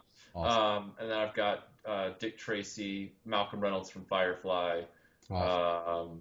And then I have Marty McFly. So yeah. That's cool. All you need now is that Pepsi Coke or that Pepsi bottle. Pepsi Perfect. See, once again, it gets back to the thing we were talking about, where it's like this marketing stuff is ridiculous. It's like we know that people for 30 years have wanted Pepsi Perfect bottles and they've wanted those Nike shoes. And what do the Nike and Pepsi do? Well, we're going to limit those to 500 pairs and or 6,000 bottles, and you're only going to be able to get them at a certain time on Amazon. And if you miss the refresh window, you're done. And it's like they are doing it. I just read tonight, November 3rd. Go to the Pepsi store. They're going to do another run of the Pepsi Perfect. Yeah, another run, so you get to watch yourself miss an opportunity again. It's like just put them out in stores. People will buy them. Exactly. Put them out there. Just stop the whole limited shit and just put it out there. Exactly. On tomorrow, USA Today is putting out the cover. Oh, are they? The cover page, yeah. So it'll be on their paper. One with Griff saying I was framed or whatever. Yeah, that whole thing. That's funny. So yeah, I just I'll get it. I ain't gonna lie. I'm gonna get it. I'm gonna try and get it too, because I mean, if I'm up early enough, so I'll be able to get one. Good deal. Whew. Oh my God, it's been awesome talking to you, dude. Thank you for having me. This is great. It's been really great, and we look forward. We want to get back to you again. Yeah, anytime. And next time we'll set it up so we can get Melinda on too. Yeah, no problem. And because you guys, this is great. I've enjoyed this show so much. You don't know how giddy I am, like a little kid now, because I'm like, we're talking about cartoons and toys. It'd be great to get Melinda's view, from the woman's side, what toys they were into, whatever. I can get Melinda. It's not that she didn't want to be on the show; she just had a conflict. So no, I'll be happy. She'd be happy to be on the show, and we'll make that happen. So cool, awesome. All right, man, we're gonna let you go. And thank you again so much. Thanks for inviting me. This has been fun. Awesome. Yeah, it's been great. And you take care. We will be in touch. Awesome. Like if I see any of the things, I wrote down some of the notes of the toys you were looking for. So thank you. If I see any, I will certainly let you know. If you see that SDF1, you call me or text message me on Facebook, and I'll send you my phone number, and then you're going to hand your phone to the vendor, and I'm going to be like, look, we need to make a deal. So, Okay. Good. Thanks, you got man. it, man. See you guys. See you later. Bye-bye. Take care. Night. See ya. Woo! That was awesome. He was awesome. That went right down our alley, man. Love that. I told you that he was going to be a good guy. Yeah. Oh, No, I never said he wasn't. I agree. know. I was just really excited about having them on, and it was great. I'm a little sad that we couldn't have Melinda on, but I understand. You know, she. I'm just sad the damn thing ended. Oh, I know. Like I thought maybe we'll try to keep that format that we talked about earlier today of keeping guests down to an hour. Yeah, But it was just like I started to wrap it up, and I was like, no, I got more questions. That's why I asked that other question about the cartoons, and then I brought up the Planet of the Apes deal. I want to know this. I want to know what your favorite toy is. I want to know this. Where do you keep all the toys? Because I mean, We gotta go. Yeah. Phew. We gotta go visit him. We gotta see. Well, he's coming Where out. is he? He's where? Out of Atlanta? Atlanta, yeah. Wow. Atlanta. Well, that's where they're filming Walking Dead. I've been meaning to go down there anyway, so maybe I'll go down there and hang out with them, and be like sending you pictures of me and them, and be like, haha, bitch. I get all the fun people. You gotta. That was a great interview. That was awesome. I agree. That was fun. He was amazing with. I mean, I was only joking when I said, "Tell me about like." Yes. And put it up there for a second, and he knew exactly what it was. He was right on it. Woo! That was amazing because I didn't know what the hell these things were. I got these from Nancy, our friend Nancy. Oh, really? Yeah, she gave me a bunch of these. Oh, it's a little too bright. There we go. There it is. There it is. Don't move. Just leave it right there. Oh, stop. Right there. There you go. It's Princess Leia. She's just in her simple thing. But I got a whole set of these. I have Boba Fett that I showed. I have Luke in his X-Wing outfit. I have Luke and Han in Stormtrooper outfit with removable helmet. I have Lando in his Jabba's palace guard outfit. I have oh crap, who else? Chewbacca. The Chewbacca is the one that we put on our table at conferences that goes around and approves of other people's tables. You should see when he doesn't approve. Whew. Yeah. No, I think some of the stuff that we were talking about that we're going to talk about after. Yeah. Probably have to wait till next week. Probably. Well, you got to go. Kind of, sort of, but you suck. You're always like, oh, we can't go past 2 hours, and we're already at 2 hours. We can go past 2 hours. I'm good with that. Well, what do you want to talk about? Well, let's see. We got Let's talk about Bigfoot chasing cars. We got like 20 minutes before we're up to 2 hours. Oh, before Bigfoot. All right. I got to meet our friend Robert Fullmer, the beer guy. Yes. I got to meet him last weekend. Me, Donna, East Coast Cat, we went out to a Ridley Creek State Park. They had like a medieval days event where it's like there were Romans and Vikings and other cultures like through the medieval times. Different camps. They all had camps up. You could go up to the reenactors and they told you exactly like how they lived, what weapons they used. They were cooking, showed you how they cooked their food, they caught their food. Really cool stuff. They let me put on chainmail, so I had 40 pounds of chainmail on me, which was just the shirt. I was like, holy shit, this is heavy. Okay. And then we met Robert or Bob. And, dude, he looks like, I'm not a big Lord of the Rings fan, but he looks like the dwarf from Lord of the Rings. Oh, okay. Okay? Gimlin? He looks kind of like that. He's dressed as a monk. Gimlin? He was dressed as a monk. Walked up, started talking to him. One of the nicest guys you could meet. Very nice. He was just full of enthusiasm. The way, like, Michael was with all the toys and cartoons, yeah, this was how Robert was with beer. So he was great. He was like, what do you want to do? You know, you want to film just the process? You wanted me to talk about medieval brewing? You want me to talk about modern brewing? You want me to talk about differences? And I was like, dude, just start talking. Yeah. We'll just film everything and go from there. And that's what we did. We filmed him for like, I probably have about an hour, at least an hour, of just him talking about, like, from the beginning. And talking Really? about the differences between medieval brewing and modern brewing. He talked about both and told you what the differences were, the differences in beer. Like when they first made beer, it was out of like herbs and stuff, and then they brought the hops and the barley in. I think that's how it went. Don't quote me on that. I'm not a beer guy. And then like making mead out of honey and how he does that. And all the experiments, and he loves to just mess around. And I actually brought up, I'm like, so can you make like rum-infused beer? And he's like, well, I haven't done that. And then you see him like, he's looking, He's thinking about it. and he's thinking you can see the wheels turning.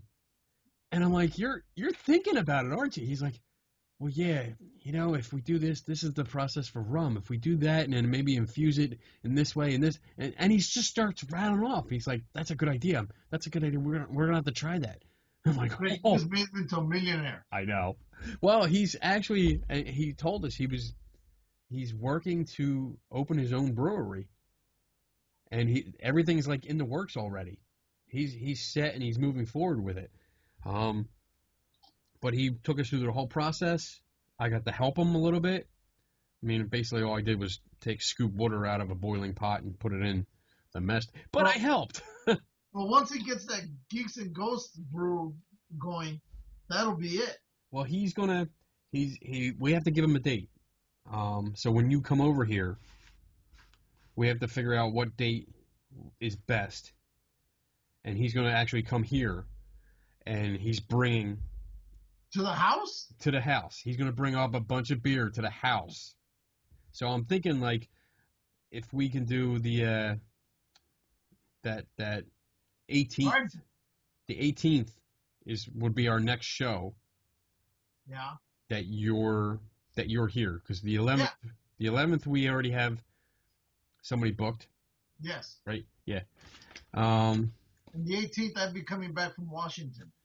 So you'll be here that night. Yeah.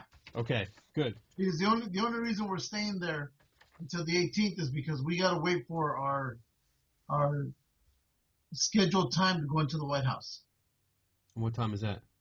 I don't know. They give it to us 2 weeks before we leave. Oh, okay. So just make sure you're here that night, and we will. Yeah, we'll be there that night. Okay, and then we'll party. He's looking forward to it. He's like, I'll bring different varieties. I'll bring a bunch so we can try different ones, and we'll talk about beer all night. He's excited about it, dude. We're gonna get hammered. I invited him. When I said you can come to the house, he was like, his face lit up. He was like, all right, I'm ready. I'm ready for this. We're gonna be so fucked up. Oh yeah. Oh. So. Well, it's gonna be It's gonna be towards the end of or middle of November. I'm pretty sure it's gonna be cold at that time. Yeah, well, we'll see. We'll see. If it's not too bad, we can go out back and we'll get the fire going. All right. So you had this thing about Bigfoot. Oh yeah. So there's this video. I'm gonna get it and pull it up. That we linked up to our Geeks and Ghosts Facebook, and apparently Bigfoot likes chasing cars also. So let us bring this. I don't know how long the video is, but we can fast forward it.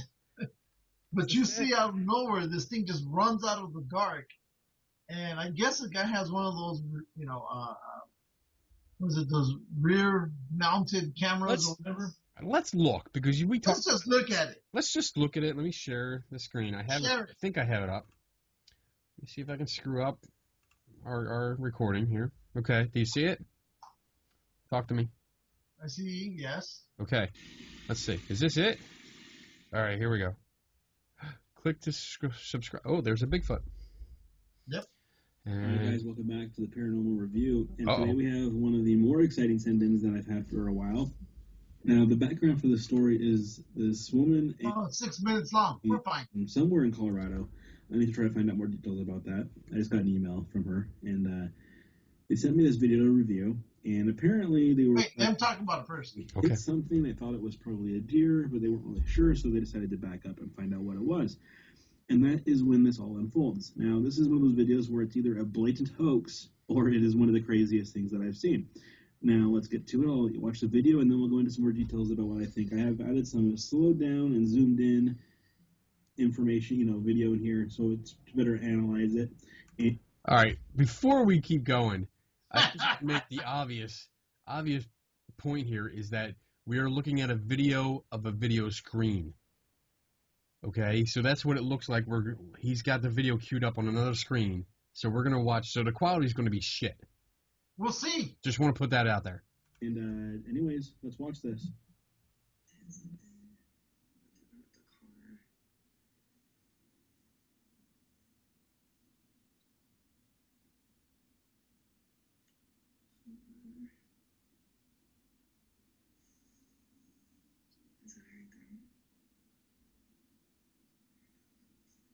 So, okay.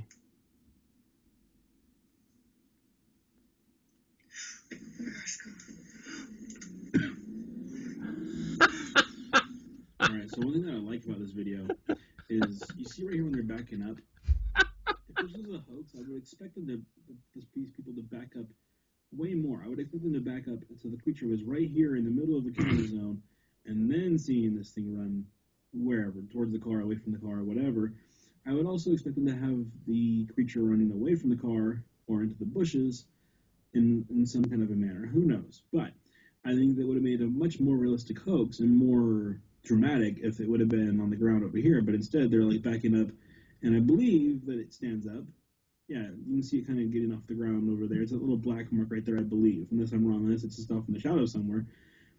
But I think that adds a lot of credibility to this video, the fact that it's not right here behind the car in this camera. That's right.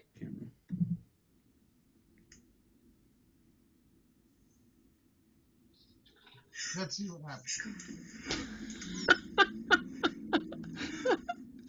I think her reaction is genuine. Okay, so I've zoomed in here a little bit on the creature and slowed it down. I think this is the slowed down version yet already. Look how it runs. I'm not sure how Bigfoot runs or if it's a legitimate Bigfoot run, but like they said, they did hit something. So if they hit this thing, it is possibly injured, and maybe it's running a little bit different than it would have normally ran. Bigfoot's running after you to get your insurance card, damn it. That's really right. Incredible about this thing is you just don't hit Bigfoot and walk away. This backup camera thing, right? That's about the same size as the back of the car, apparently, supposedly. I'm not sure what kind of car this is, but I'm assuming it's at least 6 feet wide. Usually those lines, like I have that on my car, and those lines are just shy of a parking spot. So if I get back up using this, and those lines will actually fit within the lines of the parking spot. Okay, so this is a tiny little road, and that's a lot of light for that. There's a lot of light going on here. Hey, This thing gets up. I thought it looks like it's lying down. It looks like it was lying down waiting. And this thing looks like a person in a suit. And when it gets up, it runs like a crazy lady jogging in Central Park. It looks ridiculous. You know what? Ridiculous or not, I see somebody looking like that chasing me down by myself. We're gone. Never actually measured a car before. Because that's how Texas Chainsaw Massacre ended. Look, this is gravel. This is gravel off the side of the road. This is gravel off the side of the road. So this is a one-lane road. There isn't room for two. This is not a lane divider here. Pay attention. Damn. This is not a lane divider. This is the full where the car would take up. Okay? That's the full road. So this looks more like a driveway to me. It doesn't look like a regular street because there's no room for two cars to go by unless you go off the road. And this thing it's the size of a man, and if it is, there ain't no like, oh, I think I hit it. That's fucking your car up. That's Bigfoot, damn it. That's Bigfoot. It will damage the shit out of your car. A deer will damage Well, the shit out of your car. This might be the 5 foot, 6 foot version of Bigfoot. That's still big. You're still talking 200, 250 pounds. That's a lot to put in this. No. Keep going. Let him go. Feet, right? Most people can lay down a 6 foot person. What kind of car is it? Now let's look how massive that body looks. And That is a big body. Even if this is 3 feet from here to here, if cars are 6 feet wide, It's not massive. it appears. I mean, and it's quite a way back. It appears to be 3 feet wide at least. That's like Chuck running that bus. That's no. The head looks massive. No, There's it's neck. not. It goes right into that cone-shaped thing up there. This arm looks huge. It's not It's huge. kind of swinging back. It's hard to see, but this thing looks massive to me. Play it. Play it. I tried to get a better detail in this face right here, but You're not there's gonna. not really any way to get any clearer than that. I wanted to see if there's any facial stuff, but it's Facial really stuff. hard. It's I mean, if a car had just hit me, I'd be pissed off too. here's it slowed down a lot and zoomed in a little bit. No, I mean I don't know. I mean. No, it looks like a guy in a What to think suit. about some guys is to me it's not suspicious. There's nothing really suspicious about this to me. There's nobody going, oh, look at Bigfoot, or anything like that. It's just this couple backs up, and all of a sudden there's this creature running out of the into the camera zone. The other thing I also like about this video is they actually sound scared. And watch right here. It looks Right here, skinny. it's about to get interesting. Look at that there, right there. The camera goes into forward gear because they're running. Wait. Watch right here. Look at that. That's not massive. That's a skinny guy in a suit. He's at an angle. That's a dead on angle. Straight on angle. It's not massive like he's trying to make it out to be. This guy is more of a conspiracy theorist guy. A true believer. He's not looking at the simple facts that are right in front of him. This guy's an asshole. Right here where it's about to get interesting, the camera goes into forward gear because they're running away from whatever this is, chasing the car coming up behind them. The woman sounds scared. She sounds pretty afraid. This looks like a Kia. And if it was a hoax, I think it's some kind of small little. well, Yeah, it's a compact car. and instead it goes right to this where, that would have been the best part of the video probably if they would have stayed in that rear view for a hoax. Now, I think that the fact that everything in this video adds up to me. The Of fact course that it they does. don't back up right up to it, and the fact that they actually start driving away, because the thing's freaking big and scary looking. I mean, that's who knows? it. Well, Don't if back up Hoax. if she's by herself as he mentions, Very. He says yeah, I don't couple. think she's gonna stay around. He says couple. He Oh, it's a says the couple. couple back up. But I would have backed up. It was still on the ground when they stopped. I would have backed up all the way, at least to see it.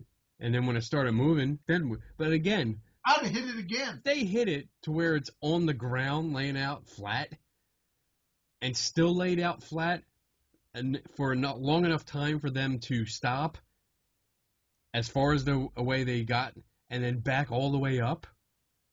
They hit it really hard. They didn't. I think this is a complete hoax. I think this is someone's long driveway going up to their cabin in the woods, and they decided, hey, let's put a ghillie suit on, and I'll lay down, and you just back up, and when you get kind of close, I'll just get it up. I'll just jump up and start running like a crazy cat lady towards your car. I think anybody else, if they were just out there by themselves, regardless if it's not or not, they'd been freaked out. They were already in reverse. As long as the camera's on, it's in reverse. So you floor it, you hit it again. Yeah, exactly. Boom. Boom! You got a body. Yeah. I mean, is it a guy that they hit wearing a black hoodie? I don't. You said a black guy? I don't think so. I mean, that thing's pretty huge. See? I mean, this is either a blatant hoax, and they're very good hoaxers, or it could be legit. That's my break. I think it's legit. I think you're an Let me idiot. know what you guys I think. think you're a fool. To the slowed down I think you're version here, as dumbass. well as I the think you're a original bitch. video, just showing the actual video here somewhere. I think you're a And slut. let me know what you guys think about this one. This one's a Whore. very captivating, Harley. interesting video. One of the more interesting ones that I've seen. Professional. And you'll be seeing a lot more from me in the near future. All right, I'm done watching this guy. All right. That there, ladies and gentlemen, is your Bigfoot tease for the day. That is our Bigfoot. We haven't done a Bigfoot video in a while, so that's good. Yeah. And we did that. I got another one lined up for next week. Oh, good. Because that's what Wait. we do here. We That's- analyze cryptos. Whatever we want. Oh, we got to give a big shout out. Carrie Fisher. It's her birthday today. Yes, it is. She is 59 today. 59. This is my girl. Carrie. 9 years old. That's my girl. Yes. Love her. So we got that. We got Taco Bell dog. It's the No, dog it's not mode. Taco Bell dog. This is Buddy. It's Buddy. Is It's the loud one? the meatloaf. Meatloaf on legs. Loaf, whatever. So let's talk about Eric Altman's video real quick. Do it quick. We're at 2 hours now. So he did a video where we brought him on as a surprise guest for 10 minutes or so, Yeah. and his movie was out on iTunes, and I don't remember the name of it, but it's called Bigfoot whatever. Bigfoot something. That's Yeah, but- great. Just type in Advertising. Eric Altman and you'll see it. It's a 1 hour movie. We're not going to get You into know what? I was surprised with it. It wasn't one of those typical ones where they're chasing Bigfoot, out in the woods like you see on Hunting Bigfoot. It wasn't one of those typical other ones, Bigfoot documentaries where they keep throwing in snippets of past videos or pictures of Bigfoot. No, basically it was them. Just imagine your nature show where they're talking about the habitat of insert creature here or animal here, and that's what they were doing. It was interesting in that sense that they try to break down what they think it is. They spoke about what experiences they've had or how close they may have been to one. Again, Eric Altman states, just like he did with us, he's never seen one. Right. The closest was something was going on one night. He didn't know what it was. And that's probably the closest he came to it to this day. There were other people on there that were doing, they were also talking about it. It was done pretty well. The one thing that got me though was, if you remember the old $6 Million Man TV show where they had that Bigfoot, which was Andre the Giant, walking around Yeah. in that suit. Yeah. Well, they had a guy that looked exactly like him, and they found it looks like the same suit. So while they're talking and narrating, Bigfoot does this and he's been found here and whatnot, there's this guy just walking around the whole time, in the background. Right. And so it made it interesting, but it was different. It wasn't your typical Bigfoot. It was, I've been involved in it, and this is my experiences, and this is what we think. And, the closest they came to talking about any past Bigfoot deals was the Roger Patterson film, Okay. Yeah. But outside of that, that was even barely touched. It was interesting. If you're into it, you might want to, you can rent it for $3. If you want to get the HD version, you're paying an extra $2 for it. I watched it at work, like always. And, it wasn't bad. For an hour, $3, I've seen worse for more. And this was, it was good. I recommend it. Cool. I'd recommend it. It's interesting. There's nobody there trying to be the star. It's informative. So if you're into it, watch it. But I liked it. I give it a 4.5 stars. Oh, nice. Very nice. Out of 15. No. Lou's Review Corner. That's right. Very much, Lou. All right. Let's wrap this up. We have to give a shout out to our official sponsors. Number 1 is Bluegrass Ghost Chasers, our friend BJ Hodges. Number 2, Shield. That's right. That's lifelong official sponsor. Number 3 is Paranormal Enlightenment Magazine by our friend John Fowler. And our newest official sponsor is Devil's Playground with Dax Christopher. He's the one that made this awesome game back here that we are going to play. That still has that new smell. I love it. So, thank you, Dax, for your support and your awesomeness. And he's sending you a shirt, I hear. Yes. Yes, he's sending you a shirt. So you will have your own Devil's Playground awesome shirt. Oh, and before you go on, the name of Eric Altman's movie is American Sasquatch Hunters, Bigfoot in America. Ah, good. You can check that out. And let's see. That's it. If you want to, if you like what we're doing here, if you like the show, please go to our Facebook page and like it. Yes. Make sure you go to our YouTube channel and subscribe. Subscribe. Make sure you go to our Instagram account and follow. Follow. Yeah, because we do it all. That's right. We're not on Twitter yet. No. That's something maybe we have to get somebody else to do because I could care less about Twitter, to be honest. Yeah, me too. And let's see, that's pretty much it. If you have any kind of convention or historical event or any kind of event that you think would fit with two geeks like us, either on the East Coast or West Coast, or even in the middle, in like the Mid-South area, like Kentucky area, let us know. Because I can do the East Coast with East Coast Cat and Donna. You do the West Coast with cameraman Mike. That's right. Yourself. And I also have Tracy Law out here too. Then we got our madman Bobby Tingle. Bobby Tingle. Midwest. In the Midwest. All by himself. That's right. Oh, he's got a crew out there too. Nobody cares. Nobody cares. But we cover it all, so let us know. We love coming out to events, especially if you let us in for free. We love it even better. Exactly. And we will promote the poop out of you. Hopefully you guys enjoyed today's show, because we absolutely did. So, I did. I had so much fun. It was awesome talking to him. All right. We're out of here. Never stop learning. Take no one's word for it. And we are out in 3, 2, 1. Bye. See you next week.